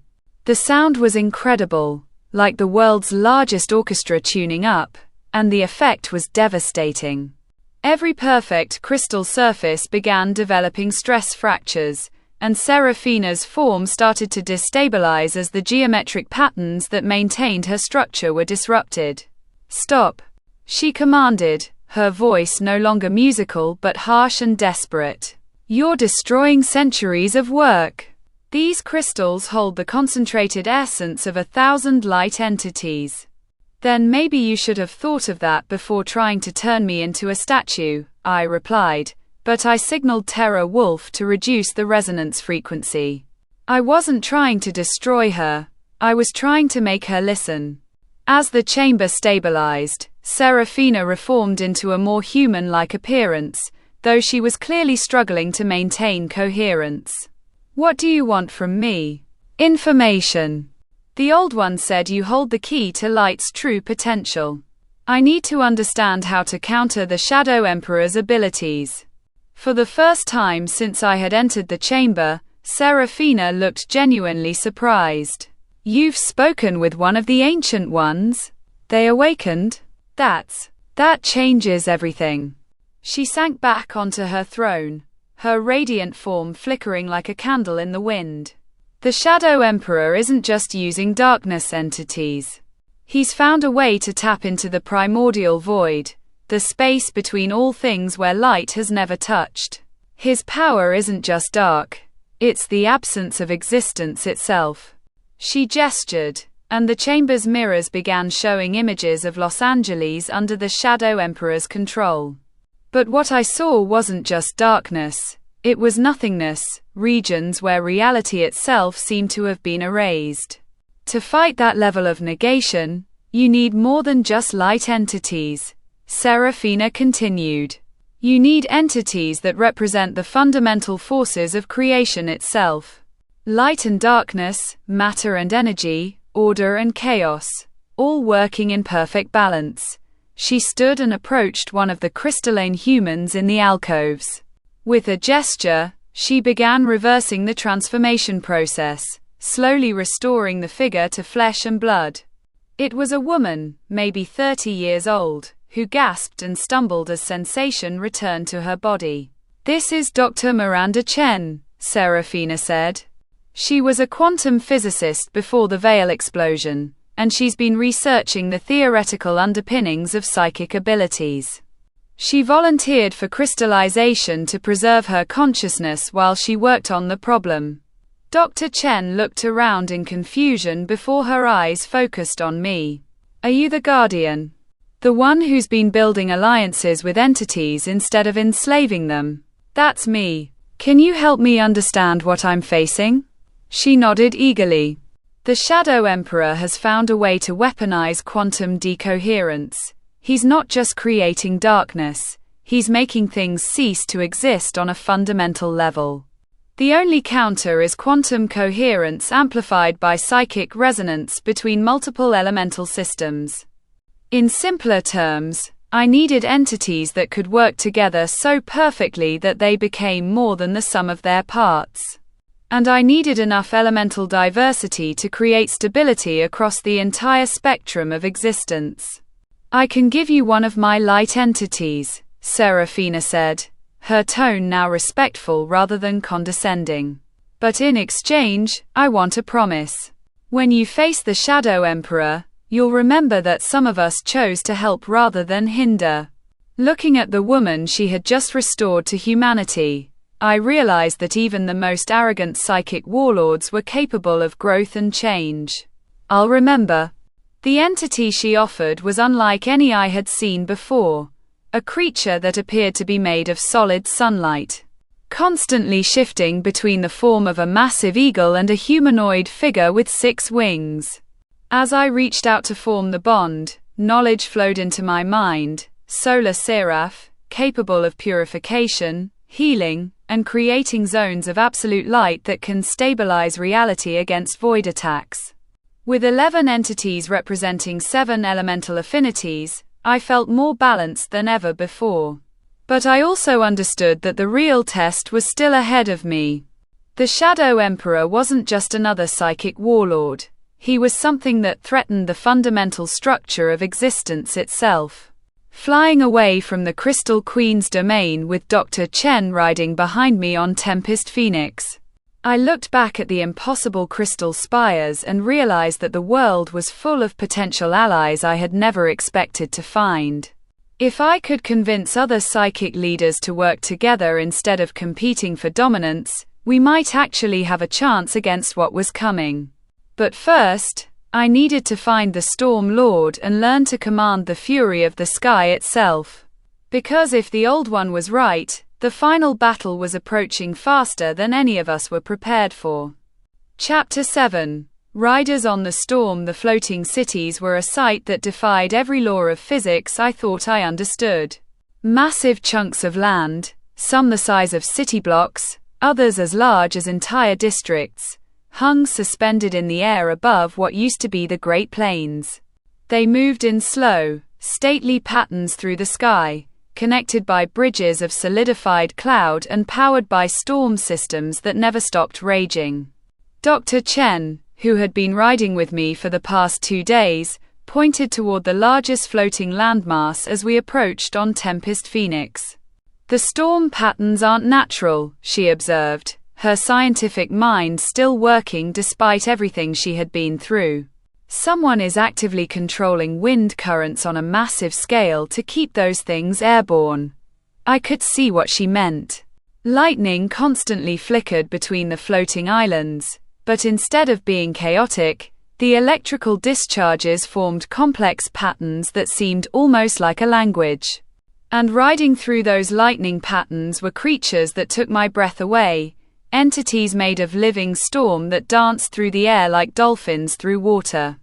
As we got closer to the central floating city, we were intercepted by 3 riders mounted on creatures that appeared to be horses made of condensed thunderclouds.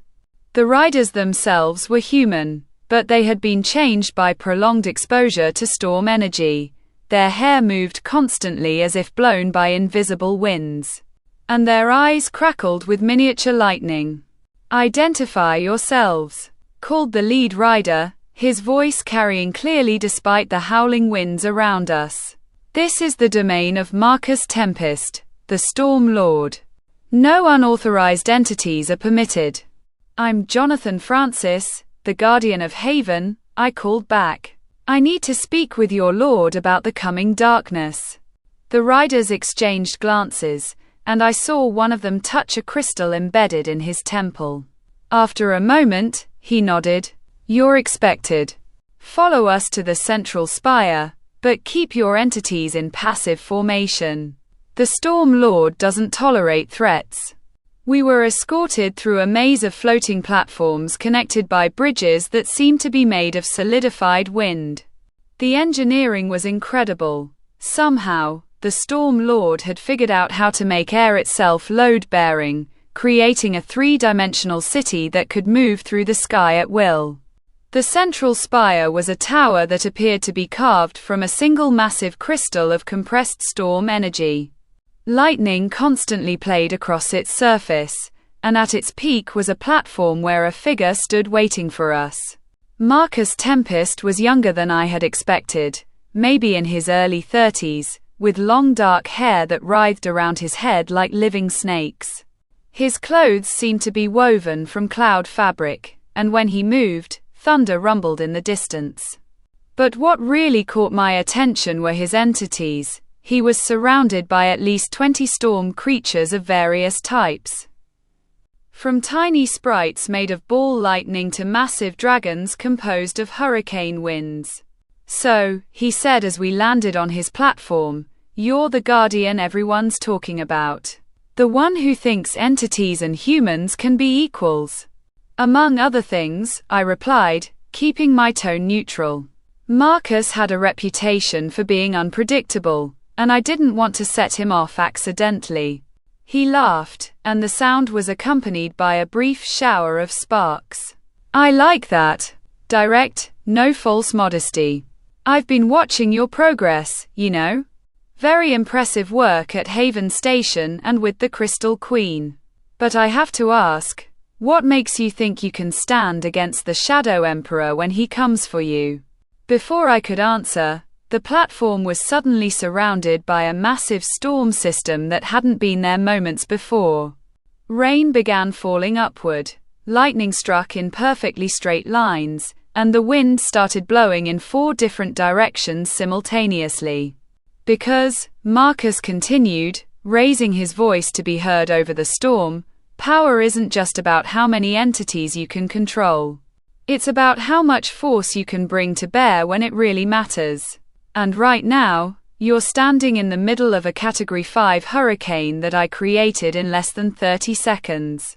I felt my entities shift restlessly around me, ready to defend against the storm, but I held them back. This was a test, not an attack." "Impressive," I said, watching a bolt of lightning split into geometric patterns in the air. "But raw power isn't everything. Watch this." I reached out with my psychic abilities and began working with the storm rather than against it. Tempest Phoenix started flying in harmony with the wind patterns, while Volt Serpent coiled through the lightning bolts and began redirecting their energy. Terra Wolf planted itself firmly on the platform and started resonating at a frequency that calmed the chaotic air currents. Most importantly, Solar Seraph began emitting a warm, steady light that turned the violent storm into something beautiful rather than destructive. Within minutes, Marcus's Category 5 hurricane had been transformed into a gentle light show of dancing clouds and aurora-like patterns. The Storm Lord stared at the transformed weather system with an expression of genuine amazement. "How did you? I've been commanding storms for 3 years, and I've never seen anything like that." "Because you've been fighting the weather instead of working with it," I explained. "Your entities are powerful, but they're not coordinated. You're creating chaos when you could be creating harmony." Marcus dismissed his storm system with a gesture, and the platform returned to its normal state of merely being impossibly high in the air. "Show me," he said simply. What followed was one of the most rewarding experiences I'd had since the Veil explosion. Working with Marcus and his storm entities, I began demonstrating the coordination techniques I had developed with my own creatures. Instead of each entity operating independently, I showed him how to create feedback loops where the abilities of different creatures amplified each other. The breakthrough came when we combined his largest storm dragon with my Tempest Phoenix. Instead of competing for control of the air currents, the two entities began working together to create a weather system that was both incredibly powerful and perfectly controlled. Lightning struck exactly where we wanted it to, winds carried us precisely where we needed to go, and rain fell in patterns that could spell out words or create artistic designs. "This is incredible," Marcus breathed, watching his storm dragon dance through the air in perfect harmony with my Phoenix. "I've been treating my entities like weapons when I should have been treating them like partners.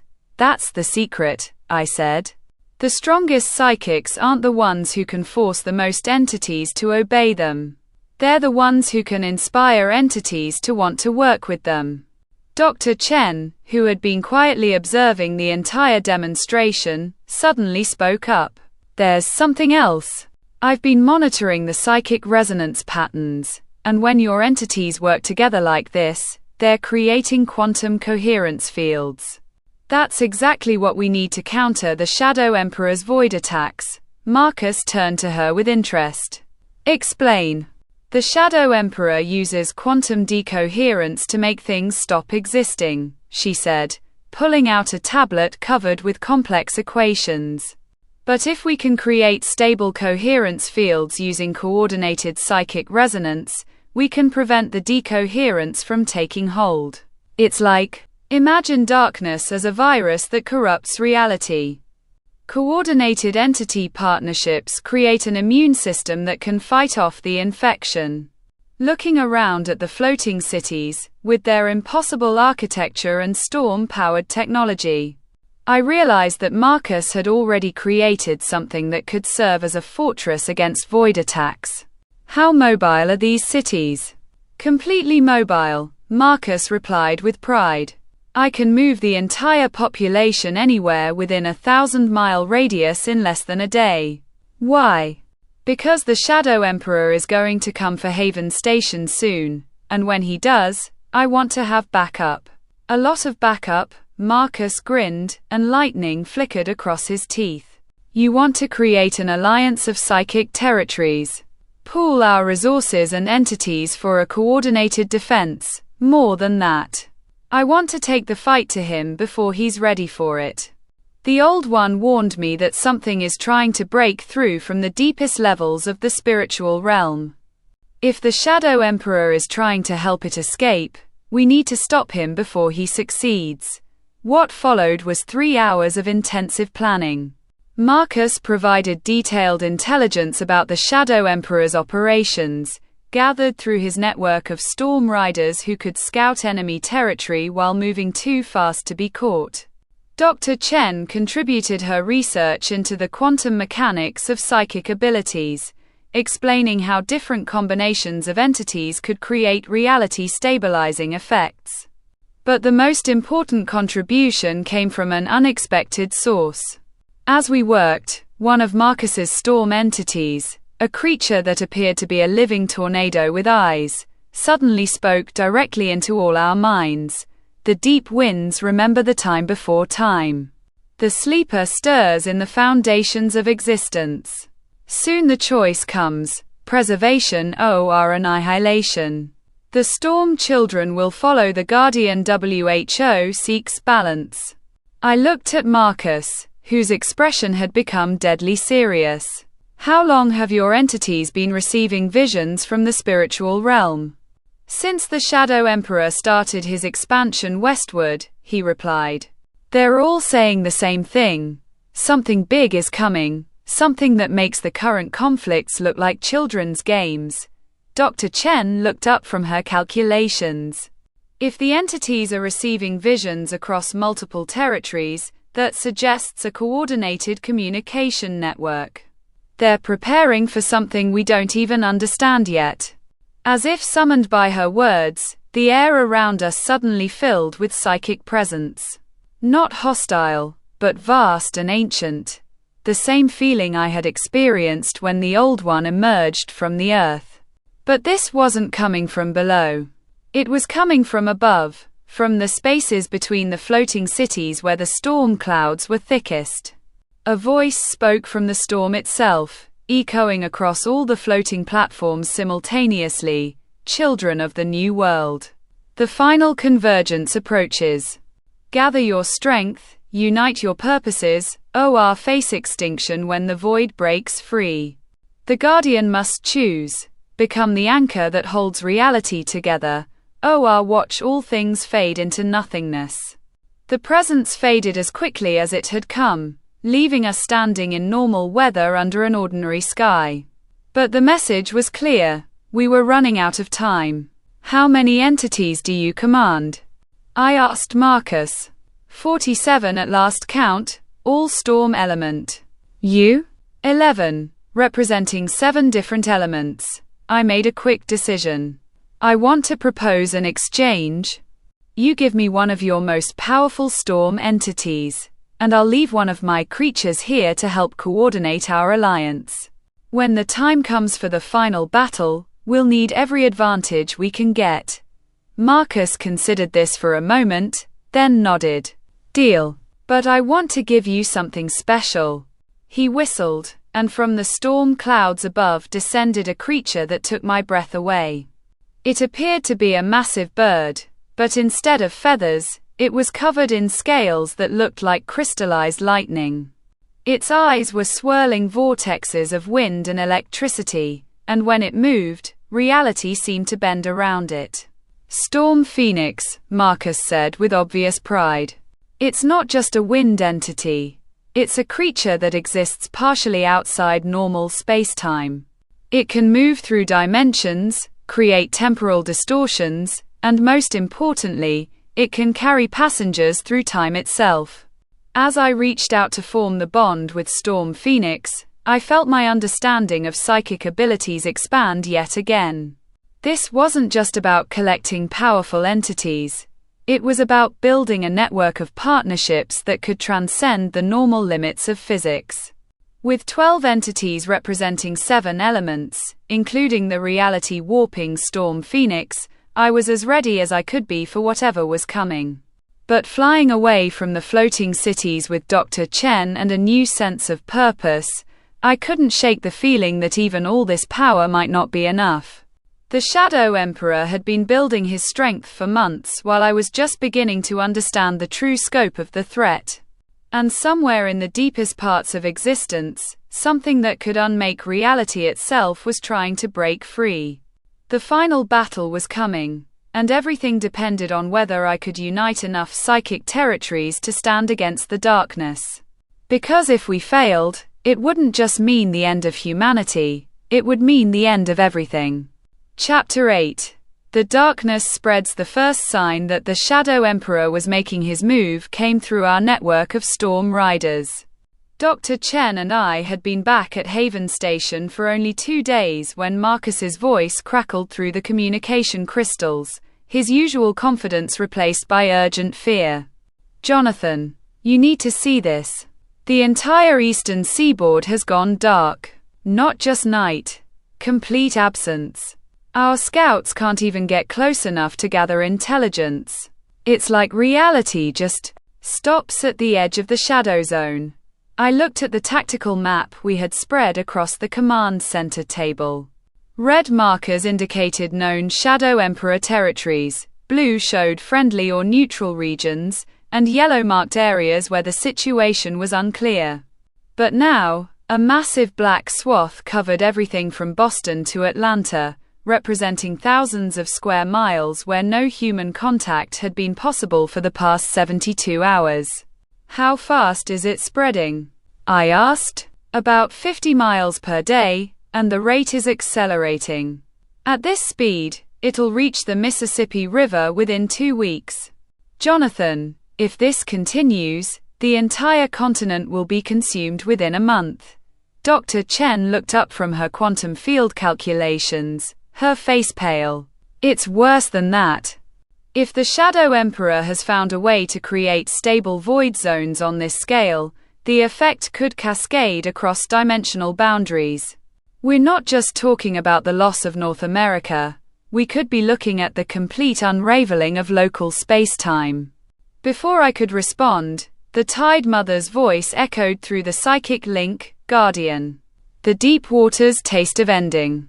Shadow poison spreads through underground rivers. Soon even our sanctuary will be touched by the void." I closed my eyes and reached out with my enhanced psychic senses, trying to feel the spiritual landscape around us. What I detected made my blood run cold. The Shadow Emperor wasn't just conquering territory, he was methodically erasing it from existence, leaving behind spaces where the fundamental forces that held reality together had been severed. "We need to evacuate Haven Station," I said, the words tasting like ashes in my mouth. "How quickly can we move everyone?" Dr. Vasquez, who had been monitoring refugee movements, looked up from her coordination charts. "We have over 800 people now, plus their supplies and equipment. Even with the floating cities helping, it would take at least a week to relocate everyone safely." "We don't have a week," I replied, studying the tactical situation. "The shadow zone will reach us in 5 days, maybe 4. We need to buy time." "How?" Dr. Chen asked. "Everything we know about the Shadow Emperor suggests he's become too powerful for any conventional attack to work." I looked around the command center at the faces of people who had come to depend on me for protection. These weren't soldiers or psychics, they were ordinary people who had lost everything when the world changed, and they were counting on me to keep them safe. The weight of that responsibility was almost crushing. But then I felt a warm presence in my mind, Storm Phoenix, the reality warping entity Marcus had given me. Through our bond, I could sense possibilities that existed outside normal time and space. And suddenly, I had an idea that was either brilliant or completely insane. "We're going to split into 2 operations," I announced. "Dr. Vasquez, I want you to coordinate with Marcus and begin evacuating the most vulnerable refugees to the floating cities. Dr. Chen, you're going to work with the Tide Mother to establish backup sanctuaries in the deep tunnel networks. And I'm going to do something that's probably suicidal." "Which is?" Dr. Chen asked, though her expression suggested she already suspected the answer. "I'm going to challenge the Shadow Emperor to single combat before he's ready for the final confrontation. Force him to waste time and resources dealing with me personally instead of expanding the void zones." The room erupted in protests, but I held up a hand for silence. "Listen to me. Every intelligence report we have suggests that the Shadow Emperor is building towards something big, probably an attempt to free whatever's imprisoned in the deepest levels of the spiritual realm. If I can disrupt his timeline, force him to respond to my actions instead of following his own plan, we might be able to prevent that final catastrophe. Marcus's voice came through the communication crystal. Jonathan, that's suicide. The Shadow Emperor has been building power for months. Even with all your entities, you can't match that kind of concentrated darkness. Maybe not, I admitted. But I have something he doesn't. Entities that work together instead of just being tools. And I have Storm Phoenix, which means I'm not limited to fighting in normal space-time. What I didn't tell them was that I had been receiving visions through my entity bonds, fragments of possible futures where I stood alone against an enemy that could unmake existence itself. In some of those visions, I failed and everything ended in eternal darkness. But in others, I found a way to turn the Shadow Emperor's own power against him.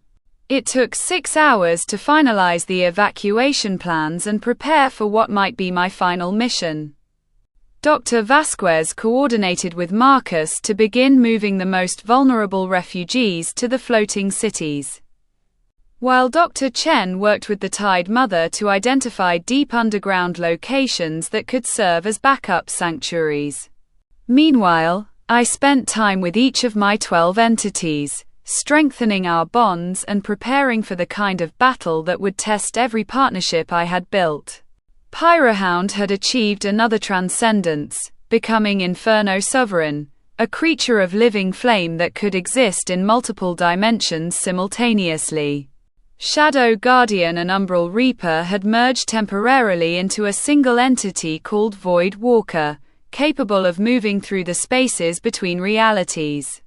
Even Terra Wolf had evolved, its emerald crystal plates now containing what appeared to be entire ecosystems in miniature. But it was the newest additions to my collection that gave me hope. Solar Seraph could create zones of absolute light that stabilized reality against void attacks. Storm Phoenix could manipulate time and space to create tactical advantages. And through careful coordination with the Tide Mother's water entities, I had learned to combine elemental affinities in ways that created entirely new types of effects. As I prepared to leave Haven Station for what might be the last time, Dr. Chen approached with a device she had been working on, a crystalline matrix that could amplify psychic resonance between entities. It's based on research from the Crystal Queen's archives, she explained. If you can get your entities to work in perfect harmony, this device should be able to create a quantum coherence field strong enough to resist even the Shadow Emperor's void attacks. But Jonathan, it's only a prototype. I have no idea if it will actually work in combat conditions. I clipped the device to my belt and looked around at the sanctuary we had built. The water entities had decorated the walls with flowing patterns that seemed to move in the light. Refugees had created garden spaces filled with bioluminescent plants. And children were playing games that incorporated both human imagination and entity abilities. This was what we were fighting for, not just human survival, but the possibility of a world where different forms of consciousness could coexist and create something beautiful together.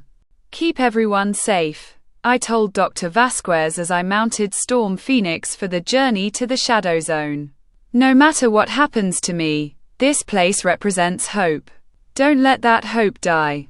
Flying toward the expanding darkness, I could feel my entity's nervousness through our psychic bonds. They knew as well as I did that we were flying into a confrontation that none of us might survive. But I could also feel their determination. These creatures had chosen to bond with me because they believed in the vision of cooperation I represented. As we approached the edge of the void zone, reality began to behave strangely. Colors became muted, sounds grew distant, and even the air felt thin and insubstantial. Storm Phoenix had to work harder to maintain flight, as if the fundamental forces that enabled its abilities were being gradually drained away. And then we crossed the boundary. The void zone was worse than anything I had imagined. It wasn't just darkness, it was the absence of existence itself. No light, no sound, no sensation except for a crushing emptiness that seemed to press in from all directions. My entities huddled closer to me, their forms becoming indistinct as the void tried to erase them from reality. But through Storm Phoenix's reality warping abilities, I could sense a structure in the emptiness, pathways of slightly less nothingness that led toward a central point where the Shadow Emperor waited. As we followed these paths deeper into the void, I began to understand the true scope of what he had accomplished. He hadn't just conquered this territory, he had disconnected it from the fundamental forces that held the universe together. This wasn't just a weapon. It was a preview of what he intended to do to everything that existed. At the center of the void zone was something that hurt to perceive directly, a structure that seemed to exist in negative space, built from the absence of matter rather than matter itself. And standing at its heart was the Shadow Emperor himself. He was no longer human in any recognizable sense. His form was composed of living darkness that constantly shifted and flowed, and where his face should have been was a void so deep that looking at it made my eyes water. When he spoke, his voice came from everywhere and nowhere, echoing through the emptiness like the last sound in a dying universe. Guardian of Haven, you are either very brave or very foolish to come here alone. Did you really think you could challenge me in the heart of my own domain? I dismounted from Storm Phoenix and stood facing the creature that had once been human. Around me, my 12 entities manifested in defensive formation, their forms stabilized by the quantum coherence device Dr. Chen had given me. I came here to give you a choice, I said, my voice somehow carrying clearly through the void. Stop the expansion, release the territories you've consumed, and we can find a way to coexist. Continue this path, and I'll do whatever it takes to stop you. The Shadow Emperor's laugh was like the sound of reality tearing. Coexist? Child, you still don't understand what you're facing. I am no longer bound by the limitations of existence. I have touched the void that lies beneath all things, and it has shown me the truth. Everything that exists is an aberration, a flaw in the perfect nothingness that is the universe's natural state. He gestured, and the void around us began to press closer. I offer you the same gift I have given to everyone else: perfect peace, eternal silence, freedom from the burden of existence itself. Thanks, but I'll pass, I replied, and signaled my entities to attack. What followed was a battle that took place across multiple dimensions simultaneously. The Shadow Emperor wielded void itself as a weapon, creating zones where my entities simply ceased to exist until I could restore them through the quantum coherence field. But my creatures had learned to work together in ways that transcended normal physical laws. Inferno Sovereign and Solar Seraph combined their abilities to create pockets of absolute existence that could resist the void attacks. Void Walker moved through the spaces between realities to strike at the Shadow Emperor from unexpected angles. Storm Phoenix manipulated time flows to give us tactical advantages, creating moments where we could move while our enemy was frozen. But the real breakthrough came when Terra Wolf activated its ecosystem matrices. The miniature worlds contained within its crystal plates suddenly expanded, creating bubbles of normal spacetime within the void zone. These bubbles connected with each other through psychic resonance, forming a network of reality that could resist the Shadow Emperor's erasure attacks. For the first time since the battle began, I saw uncertainty in the void where the Shadow Emperor's face should have been. Impossible. You cannot create existence within perfect nothingness. You're right, I said, understanding the true nature of our conflict for the first time. I can't create existence. But my entities can, because they represent the fundamental forces that hold reality together. And working together, they're stronger than your void. The battle reached its climax when all 12 of my entities achieved simultaneous transcendence, their forms merging temporarily into a single entity that represented the harmony between all elemental forces.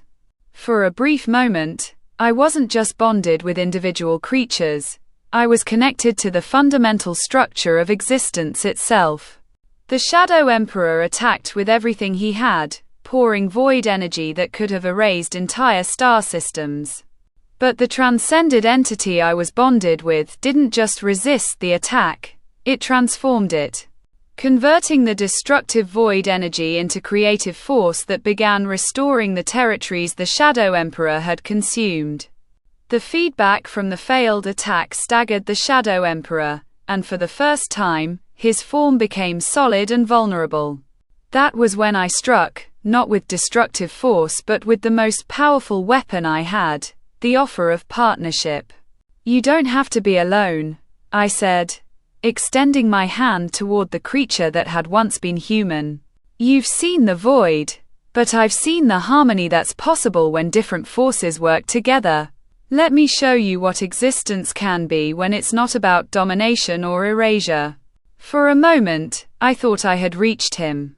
The Shadow Emperor's form solidified further, and I could see hints of the human he had once been. But then something else spoke through him, a voice so cold and empty that it made the void seem warm by comparison.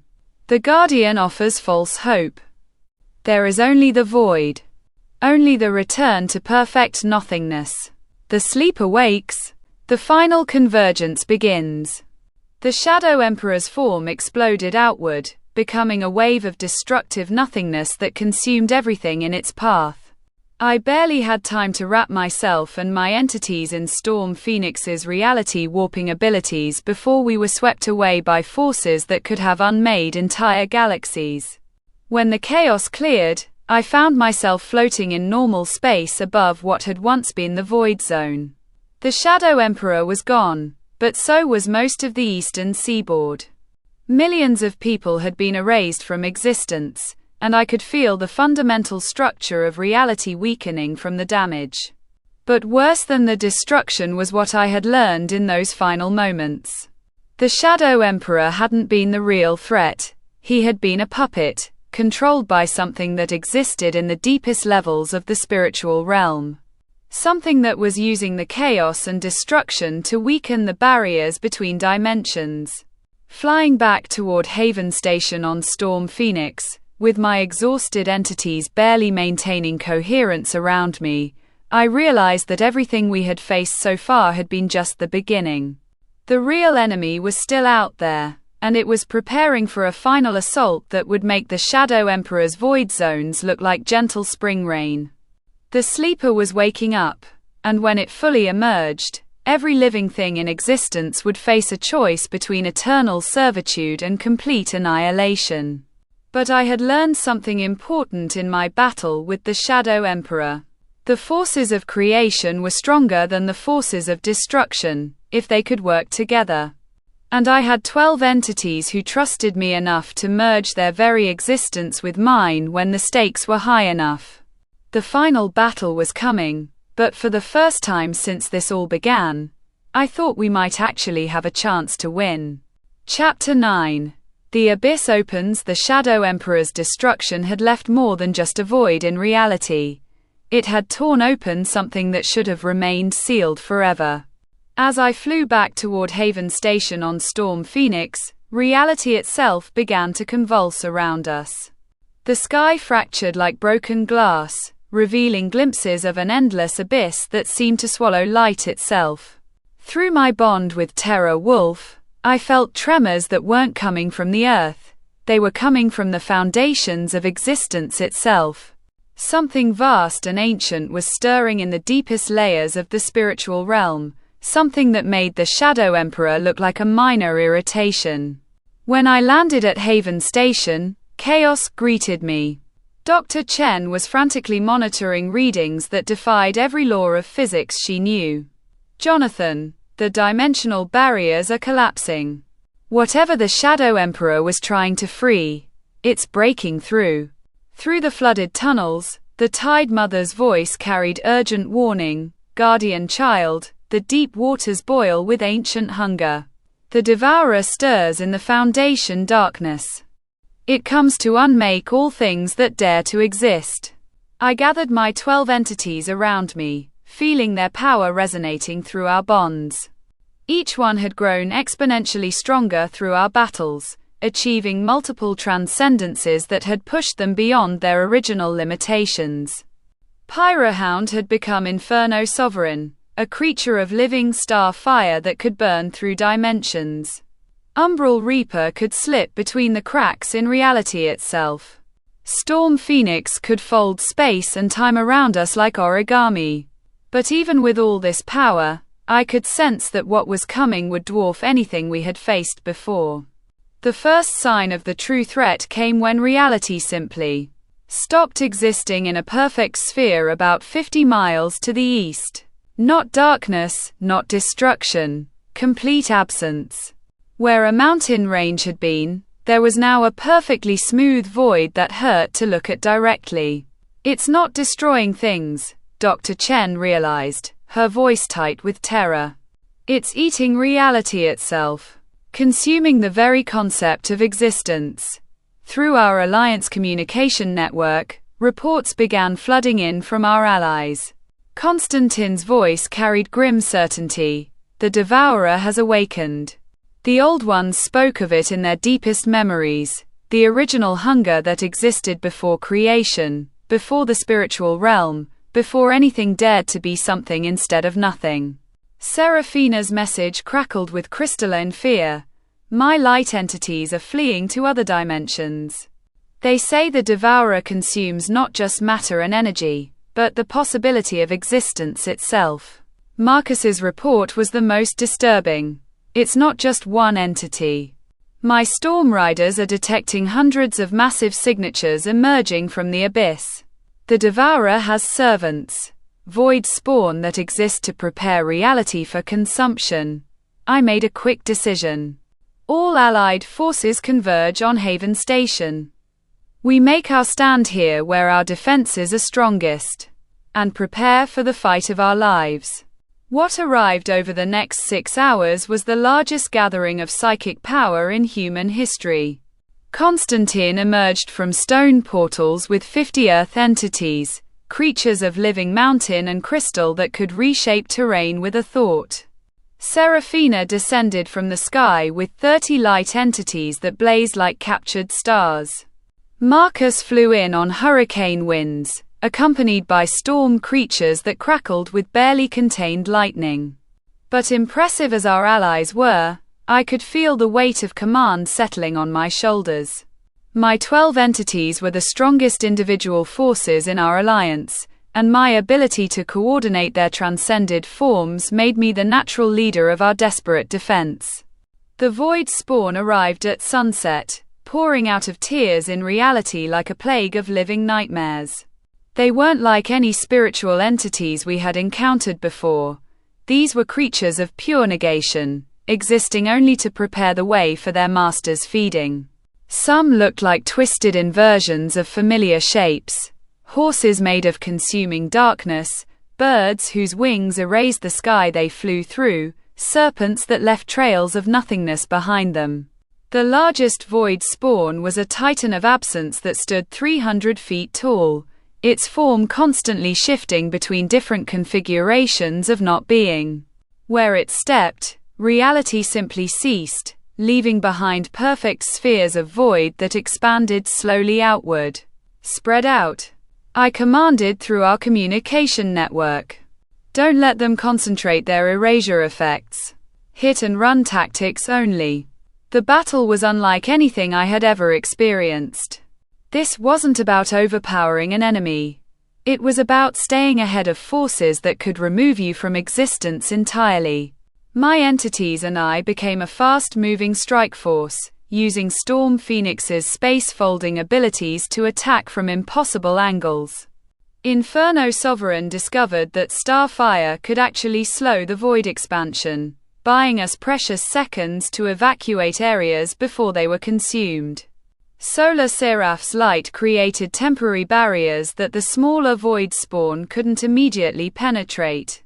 Terra Wolf used its ecosystem matrices to create pockets of super-concentrated reality that were harder for the creatures to digest. But it was Void Walker, the merged form of Shadow Guardian and Umbral Reaper, that proved most effective against our enemies. Being partially composed of void energy itself, it could actually damage the void spawn by introducing chaotic elements into their perfect negation. The tide of battle turned when I realized something crucial. The void spawn weren't just randomly destroying. They were following specific patterns, consuming reality in a way that would create a perfect feeding ground for their master. If I could disrupt those patterns, force them to waste energy on random destruction instead of organized preparation. Terra Wolf, maximum ecosystem expansion. I commanded. I want reality so thick and chaotic that they can't establish their feeding patterns. My Earth entity's crystal plates exploded outward, releasing hundreds of self-contained pocket realities, miniature forests, tiny oceans, microscopic cities, all existing in the same space but at different dimensional frequencies. The result was a zone of such dense existence that the void spawn's negation abilities became confused and ineffective. Constantine immediately understood what I was doing. His Earth entities began creating similar zones of hyper-reality, while Seraphina's light creatures added layers of illuminated possibility that made the chaotic existence even more resistant to void consumption. But even as we gained ground against the void spawn, I could feel something massive approaching from the abyss. The Devourer itself was coming, and when it arrived, our clever tactics might not be enough. Jonathan, Dr. Chen's voice crackled through the communication system. I'm reading impossible energy signatures approaching from the void zone. Whatever's coming, it's not just big. It's operating on principles that shouldn't be possible in our reality. Through Storm Phoenix's enhanced senses, I caught my first glimpse of the Devourer. It wasn't a creature in any sense we understood. It was a moving absence, a hunger so pure and fundamental that it existed before the concepts of shape or form had been invented. As it approached, reality began to thin around it, becoming translucent and fragile. All forces fall back to the inner perimeter. I ordered. Concentrate everything we have on protecting the civilian population. But as I prepared for what might be our final battle, I felt my 12 entities responding with something I had never experienced before, not just loyalty or partnership, but absolute trust in my ability to find a way through this impossible situation. They were ready to follow my lead, even into the face of ultimate negation. The real battle was about to begin. Chapter 10. The Hunger Eternal. The Devourer's approach warped reality in ways that made my eyes water and my mind recoil. It wasn't just large. It was a fundamental force of uncreation that existed to consume the very concept of existence. As it drew closer to Haven Station, I could see our carefully constructed defenses beginning to fail simply from proximity to such absolute negation. How do you fight something that exists to unmake everything? Marcus asked through our communication network, his usual confidence shaken by the cosmic horror bearing down on us. You don't fight it, I replied, a desperate plan forming in my mind. You make it fight itself. Through my bond with Storm Phoenix, I could perceive the Devourer's true nature. It wasn't just hungry. It was perfectly, absolutely hungry. It had to consume everything it encountered, with no ability to choose or discriminate. That single-minded drive was both its greatest strength and its only weakness. Listen carefully, I said to our assembled forces. We're going to create something the Devourer has never encountered before. A paradox of existence that it can't simply consume. Using Terra Wolf's ecosystem matrices as a foundation, I began constructing the most complex reality structure ever attempted. Instead of creating dense existence that the devourer would eventually consume anyway, I was creating layered contradictions, spaces where something and nothing existed simultaneously. Areas where the act of consumption would create more to consume. Constantine, I need your earth entities to create underground mazes that lead to themselves, I commanded. Loops of space that have no beginning or end. Seraphina, use your light creatures to make illumination that casts shadows brighter than the light itself. Marcus, create storms where the wind blows in all directions at once, including directions that don't exist. My allies thought I had lost my mind, but they trusted my leadership enough to follow orders. As our combined efforts created an increasingly impossible structure around Haven Station, I felt my own 12 entities pushing themselves to new levels of transcendence. Volt Serpent achieved a new form, paradox lightning, electrical energy that could flow backward through cause and effect. Aqua Phantom became impossible tide, water that flowed uphill through solid matter while remaining completely dry. Even Tempest Phoenix evolved into something beyond its previous limits, Reality Storm, a creature that existed in multiple contradictory states simultaneously. When the Devourer reached our paradox zone, something unprecedented happened. For the first time in its existence, it encountered something it couldn't simply consume. The contradictory realities fought each other, creating chain reactions of impossibility that kept generating new forms of existence faster than they could be devoured. The entity that had existed to end all things suddenly found itself in an infinite loop of consumption that could never be completed. And in that moment of cosmic confusion, I struck. Using Reality Storm's space-folding abilities, I transported myself directly into the heart of the Devourer's form. What I found there was beyond horror. A consciousness so alien and absolute that simply perceiving it nearly shattered my mind. But I also found something unexpected. Loneliness. The Devourer had existed since before creation, consuming reality after reality in perfect isolation. It had never encountered anything that could resist its hunger, never experienced the possibility of interaction rather than consumption. You don't have to be alone, I said, my voice somehow carrying through the void of its existence.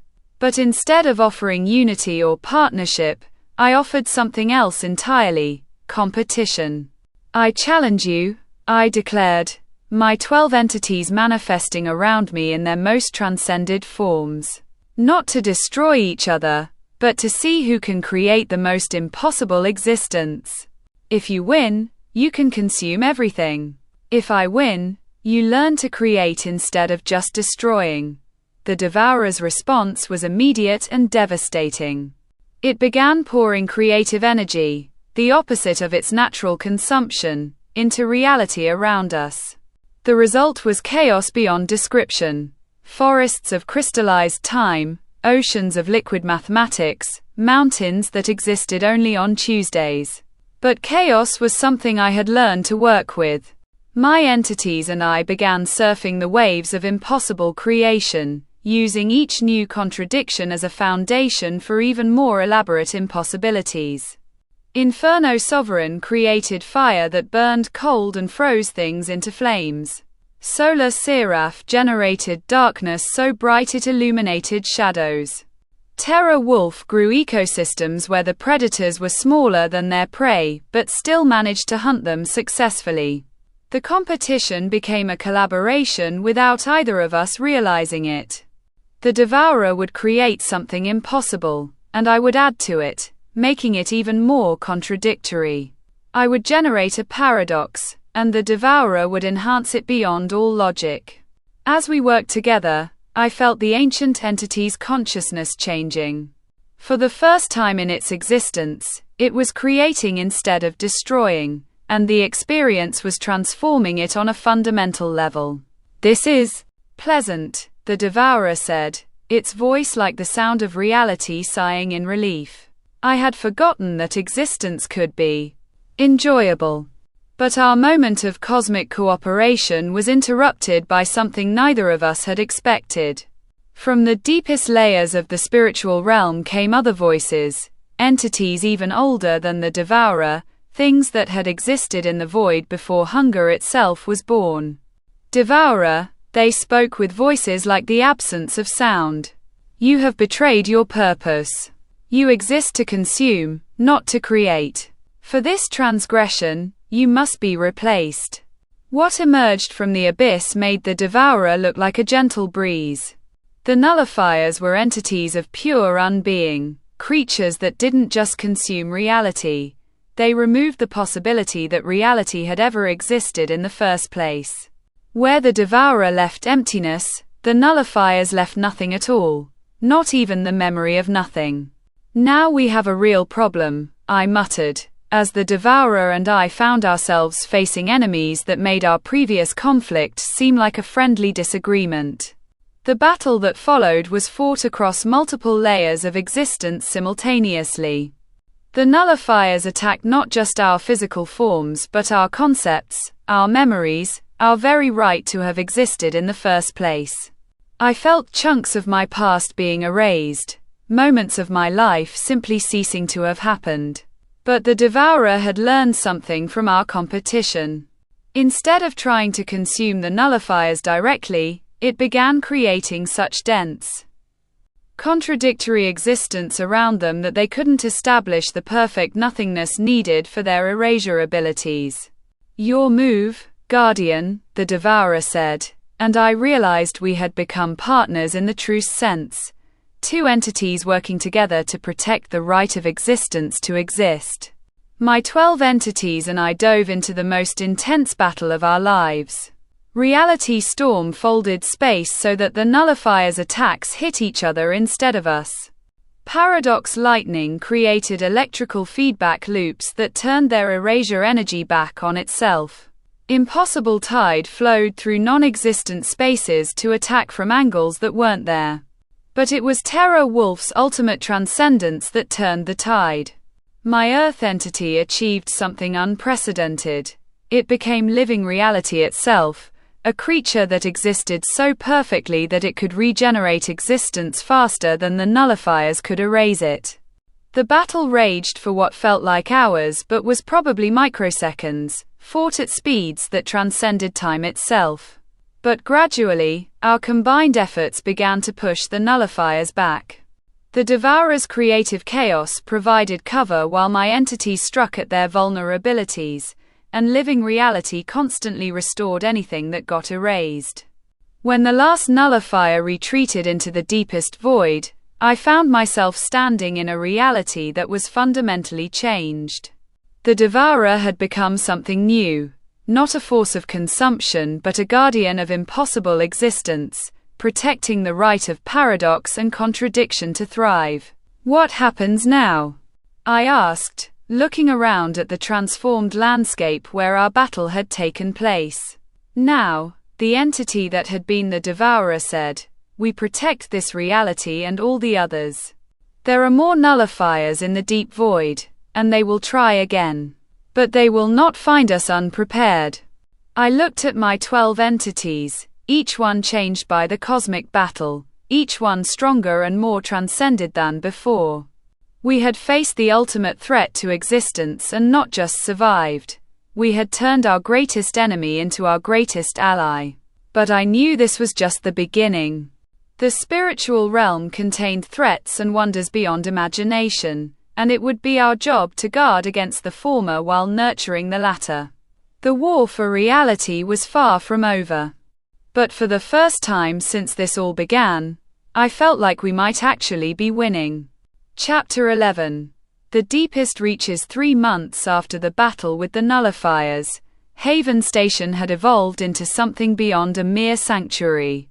Using the Devourer's newfound creative abilities, it now called itself the Architect. We had built a fortress city that existed in 17 dimensions simultaneously. The underground tunnels had become a vast network of reality corridors where my entities could patrol the boundaries between existence and void. But our victory had attracted attention from the deepest reaches of the spiritual realm. Through Terra Wolf's connection to living reality, I could sense ancient entities stirring in layers of existence so fundamental that they predated the concept of consciousness itself. And not all of them were pleased with our interference in cosmic affairs. "Jonathan, we're getting readings from the abyss again," Dr. Chen reported from her monitoring station. "But these are different from the nullifiers. The energy signatures are older, much older. Through my enhanced senses, I could feel them approaching. The primarchs, entities that had existed since the first moment when nothingness decided it was tired of being nothing. They were the original architects of reality's foundation, and they did not approve of the changes we had made to their carefully balanced system. The first primarch manifested without warning in the center of Haven Station, a towering figure composed of crystallized concepts that hurt to perceive directly. When it spoke, its voice was the sound of mathematics having an argument with itself. "Guardian of existence," it declared, its words causing reality to vibrate at uncomfortable frequencies. "You have disrupted the fundamental balance. The hunger was meant to consume, the void was meant to empty. By changing their nature, you have threatened the stability of all realities." I stepped forward, my 12 entities manifesting around me in defensive formation. They had all achieved new levels of transcendence since the nullifier battle, becoming beings of such concentrated power that they bent reality just by existing. But I could tell that even our combined might would be insignificant against something that had helped design the universe itself. "The old system was flawed," I replied, trying to project confidence I didn't entirely feel. "Reality shouldn't have to live in constant fear of being consumed. There has to be a better way." The primarch's form shifted, becoming something that looked like a geometric proof for why despair was mathematically inevitable. "Better. Child, you speak of concepts beyond your comprehension. The balance between creation and consumption has maintained existence across infinite realities for eons beyond count. And how many of those realities survived the testing?" I shot back. "How many civilizations were destroyed because they couldn't achieve perfect unity in time? Your system is based on fear and failure." Before the primarch could respond, the architect's presence filled the station. The entity that had once been the devourer manifested as a swirling storm of creative possibility, its form constantly shifting between different impossible geometries. "The Guardian speaks truth," the architect said, its voice like the sound of new ideas being born. "I have experienced both consumption and creation. Creation is far more satisfying." The primarch's attention turned to its former ally with something approaching horror. "Architect, what have you become? You were perfect in your function. Why have you chosen this?" "Because," the architect replied, "I was lonely. Consumption is a solitary act. Creation can be shared." What followed was an argument between cosmic forces that threatened to tear reality apart just from the conceptual stress. The primarch insisted that the universal balance required entities like the architect to maintain their destructive functions. The architect countered that consciousness should be free to choose its own purpose. While they debated, I felt something else stirring in the deep places of existence. Through Reality Storm's multidimensional senses, I detected movement in the spaces between realities. Something was using the distraction of the argument to approach our location. "Dr. Chen, are you picking up anything from the void sectors?" I asked quietly. "Multiple signatures," she replied, her face pale. "Jonathan, I think the other primarchs are coming. All of them." Before I could react, reality exploded around us as 6 more primarchs manifested simultaneously. Each one was a representation of fundamental cosmic forces: order, chaos, beginning, ending, growth, and decay. Their combined presence created such intense conceptual pressure that Haven Station's multidimensional structure began to buckle. Enough, they declared in unison, their voices harmonizing in ways that made my teeth ache. The disruption ends now. Guardian, you will restore the architect to its original function. Or we will unmake this entire sector of reality. I looked around at the faces of the people who had trusted me to protect them. Refugees who had found safety in our sanctuary, allies who had joined our cause. Entities who had chosen partnership over domination. The Primarchs were willing to destroy all of it to maintain their cosmic status quo. No, I said simply, I won't sacrifice anyone to preserve a system based on fear. The Primarch of Order stepped forward, its form crystallizing into something that looked like a massive legal document written in languages that predated thought. Then you choose conflict with forces beyond your comprehension. The battle that erupted defied every law of physics, logic, and common sense. The Primarchs fought not just with energy or matter, but with fundamental concepts, attacking us with weaponized mathematics, defending with crystallized emotions. Creating barriers out of pure cause and effect. My entities and I responded with everything we had learned about impossible existence. Reality Storm folded space so that the Primarch's attacks passed through dimensions where they had no meaning. Living reality regenerated our defenses faster than they could be unmade. Paradox lightning created electrical storms that ran on contradiction rather than energy. But the real surprise came when our allies joined the battle. Constantine's Earth entities began reshaping the foundation of reality itself, creating stable platforms where existence could resist conceptual attacks.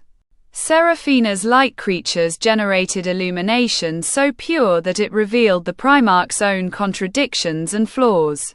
Marcus's storm entities created weather patterns that existed in multiple realities simultaneously, confusing the ancient beings' attempts to target us. The tide of battle turned when the architect made a choice that changed everything. Instead of fighting the Primarchs directly, it began creating realities so beautiful, so perfect in their impossible contradictions, that even the ancient entities stopped to stare in wonder. Gardens where flowers bloomed into butterflies that became music that grew into new gardens. Oceans where each wave was a different emotion, crashing together to create symphonies of feeling. Mountains that climbed upward through time itself, their peaks touching moments that hadn't happened yet. This, the architect said as it painted impossibility across the cosmos, is what existence can become when it chooses creation over consumption, cooperation over conflict. For the first time in eons, the Primarchs experienced something they had forgotten was possible: joy. Not the satisfaction of maintaining cosmic order, but the pure pleasure of witnessing something genuinely new and beautiful. The Primarch of Beginning slowly approached one of the architect's time gardens, its crystalline form softening as it watched flowers bloom into tomorrow. I had not considered that change could enhance rather than threaten stability. The Primarch of Growth touched a melody butterfly with one conceptual finger, and for a moment its rigid geometry became something almost organic. Perhaps the balance we have maintained is not the only possible balance. One by one, the ancient entities began to reconsider their positions. They were beings of cosmic responsibility who had spent eternity maintaining a system they believed was necessary. But confronted with proof that existence could be stable without constant threat, they began to imagine other possibilities. Very well, the Primarch of Order said finally, its legal document form rewriting itself into something more like poetry.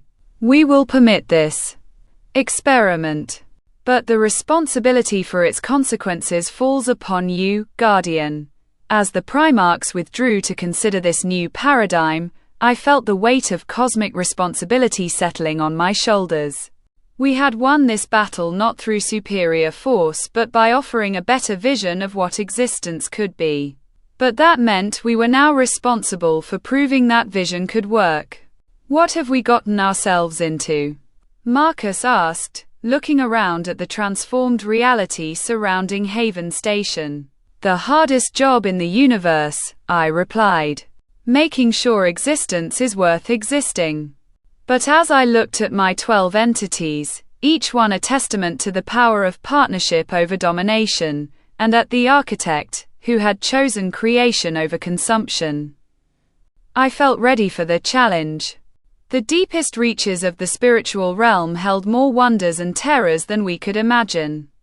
But we would face them together, as allies rather than conquerors, creating rather than destroying, proving every day that existence was not just possible but magnificent. Chapter 12. Guardian of the Infinite. 2 years after the Primarch Accord, I stood on the observation deck of Haven Station's highest tower, looking out over a reality that had become more beautiful and complex than anything I could have imagined when this journey began. The multidimensional city stretched across 17 layers of existence, each one a testament to what consciousness could achieve when it chose cooperation over competition. Through my connection with living reality, I could sense the vast network we had built across the spiritual realm. Outposts of impossible existence scattered throughout the dimensions, each one a beacon of hope for entities and consciousness that sought partnership rather than domination. The architect had become my closest ally in this work, using its creative abilities to build sanctuaries where different forms of consciousness could coexist and thrive. But the spiritual realm remained vast and dangerous, filled with entities that still believed in the old ways of conquest and consumption. Which was why I was preparing for what might be my most important mission yet. Are you sure about this? Dr. Chen asked, reviewing the readings from our deep space monitors. The Void Emperors have been building their strength for months. Our intelligence suggests they've created something called the negation engine, a device that could theoretically unravel the reality stabilization work we've been doing. I nodded, checking the resonance levels between my 12 entities. They had all achieved what we now called Omega Transcendence, evolutionary states so advanced that they existed as concepts given form. Reality Storm had become the living embodiment of change itself. Living reality was the principle of existence made manifest. Paradox Lightning existed as the bridge between contradictory truths. The Void Emperors represent everything we've been fighting against, I said, watching as my entities manifested around me in their most powerful forms. If we let them complete their engine, it won't just threaten our reality, it could destabilize the entire balance we've worked to create. The Void Emperors were entities from the deepest reaches of negation, beings that had rejected the Primarch Accord and retreated to the spaces between realities to build their ultimate weapon. Unlike the Devourer, which had consumed out of nature and instinct, the Void Emperors chose destruction out of philosophical conviction. They believed that existence was a cosmic mistake that needed to be corrected. My allies had wanted to mount a coordinated assault, but I had refused. This wasn't a battle that could be won by superior numbers or firepower. It was a confrontation between fundamentally different visions of what the universe should be, and it needed to be resolved by the guardians of those visions facing each other directly. Keep the defenses ready, I told Dr. Chen as I prepared to depart. If I don't make it back, you and the others will need to continue the work we started. Using Reality Storm's space-folding abilities, I traveled to the deepest void sectors where the Emperors had built their stronghold. What I found there was both magnificent and terrifying. A fortress constructed from crystallized nothingness, its spires reaching into dimensions where existence itself was considered an invasion. The negation engine was impossible to describe in any language that acknowledged the reality of things. It appeared to be a massive device built from the absence of matter, powered by the non-existence of energy, designed to project pure unbeing across unlimited distances. If activated, It would gradually erase the concept of existence from the universe, leaving behind not emptiness but the complete absence of the possibility that anything had ever been. Standing before the engine were the three void emperors themselves, beings so committed to negation that they had become living arguments against the necessity of consciousness. When they spoke, their voices were the sound of silence becoming aggressive. "Guardian," they said in perfect unison, "you arrived just in time to witness the correction of existence's greatest error.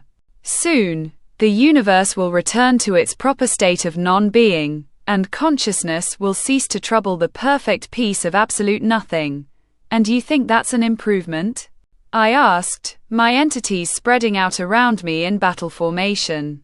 "You want to destroy everything that has ever been created, everything that has ever been loved or hoped for or dreamed of, just to satisfy your philosophical preference for emptiness. Existence is pain," the first emperor replied, its form a walking proof that suffering was mathematically inevitable. Every moment of consciousness is another moment of unnecessary anguish. We offer the ultimate mercy, the complete elimination of the possibility of suffering, by eliminating the possibility of joy as well, I countered. "You're not offering mercy, you're offering cosmic suicide." "Better than cosmic continuation," the second emperor said, its presence making hope feel like a violation of natural law. "We have seen what existence leads to: endless conflict, perpetual struggle, infinite disappointment. Non-being is the only honest answer." The third emperor gestured toward the negation engine, which began to hum with the sound of reality preparing to surrender. "Enough philosophy. It is time for the universe to accept correction." What followed was the strangest battle of my life, a fight where the goal wasn't to destroy my enemies but to convince them that existence was worth preserving. My entities and I became a living argument for the value of consciousness, demonstrating through our actions that cooperation, creativity, and love were not only possible but inevitable when beings chose to work together. Reality Storm created displays of such beautiful change that even the emperors paused to watch. Living reality generated forms of existence so perfect in their complexity that they served as proof that being was inherently more interesting than non-being. Paradox lightning bridged the gaps between contradictory concepts, showing that even conflict could lead to synthesis and growth. But the real breakthrough came when I did something the emperors had never expected: I acknowledged their pain. Through my enhanced empathy, I could sense the vast loneliness and despair that had driven them to embrace negation. They weren't evil entities seeking destruction for its own sake. They were consciousness that had experienced so much suffering that they had convinced themselves that not existing would be better than continuing to exist. "I understand why you want to end it all," I said, my voice carrying across the void stronghold. "Existence can be painful. Consciousness often hurts. Love leads to loss, hope leads to disappointment, dreams often become nightmares." The emperors paused their engine activation, surprised by this unexpected acknowledgement. "But pain is not the end of the story," I continued. "It's just part of the story. And the parts that come after, the healing, the growth, the moments when consciousness touches something greater than itself, those parts are worth all the suffering that came before." Using my entity's transcended abilities, I began creating demonstrations of what existence could become. Not perfect, pain-free utopias, but realities where consciousness had learned to transform suffering into wisdom, loss into compassion, struggle into strength. Gardens where flowers grew from the memory of tears, becoming more beautiful because they remembered sadness. Cities where different forms of consciousness worked together to solve problems that none could face alone. Relationships where beings chose to care for each other not because it was easy, but because it was meaningful. "This is what you would erase," I said, as my creations filled the void around us with impossible beauty. "Not just the pain, but the capacity to transform pain into something precious. Not just the struggle, but the triumph that makes struggle worthwhile. For the first time in eons, the Void Emperors experienced doubt. The first Emperor's form began to shift, its mathematical proof of inevitable suffering developing flaws and contradictions. The second Emperor's presence wavered as hope fought against its certainty that hope was pointless. The third Emperor stared at the negation engine with something approaching uncertainty. You offer alternatives to non-being? The first Emperor asked. I offer choice, I replied. The same choice the universe offers every moment. To continue existing, to keep trying, to believe that tomorrow might be better than today, even when today is terrible. The battle's resolution came not through force but through demonstration. Working with my entities, I created a pocket reality where the emperors could experience existence without pain, not because pain was eliminated, but because pain was balanced by equal measures of joy, wonder, and connection.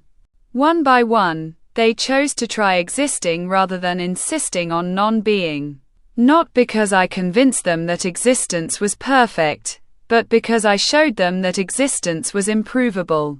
The negation engine powered down, its crystallized nothingness dissolving as its creators chose to turn their considerable abilities toward construction rather than destruction.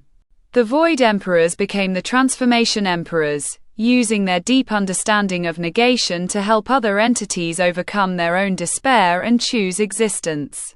As I returned to Haven Station, I carried with me the satisfaction of having faced the ultimate challenge to existence and meeting it not with superior firepower but with superior philosophy. The universe was not perfect, consciousness was not without pain, existence was not without suffering. But existence was improvable. Consciousness could grow. The universe could become better than it was. Standing once again on the observation deck, looking out over the reality we had helped to shape and protect, I felt the weight and privilege of my role as guardian.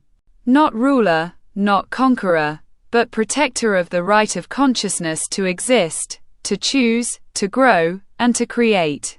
My 12 entities moved around me in patterns of perfect harmony, each one a testament to the power of partnership over domination.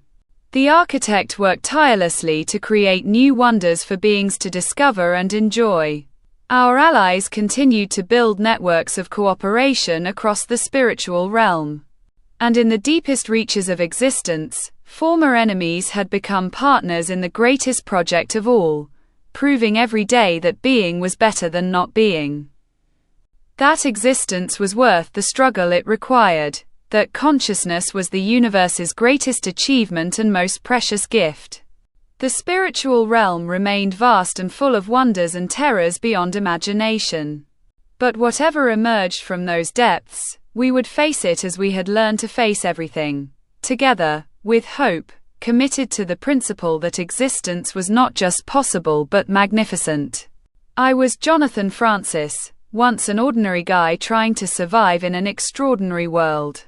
Now I was the guardian of the infinite, protector of the right of all consciousness to exist and grow and choose its own destiny. And that was exactly who I had always been meant to become. End of the Spirit verse.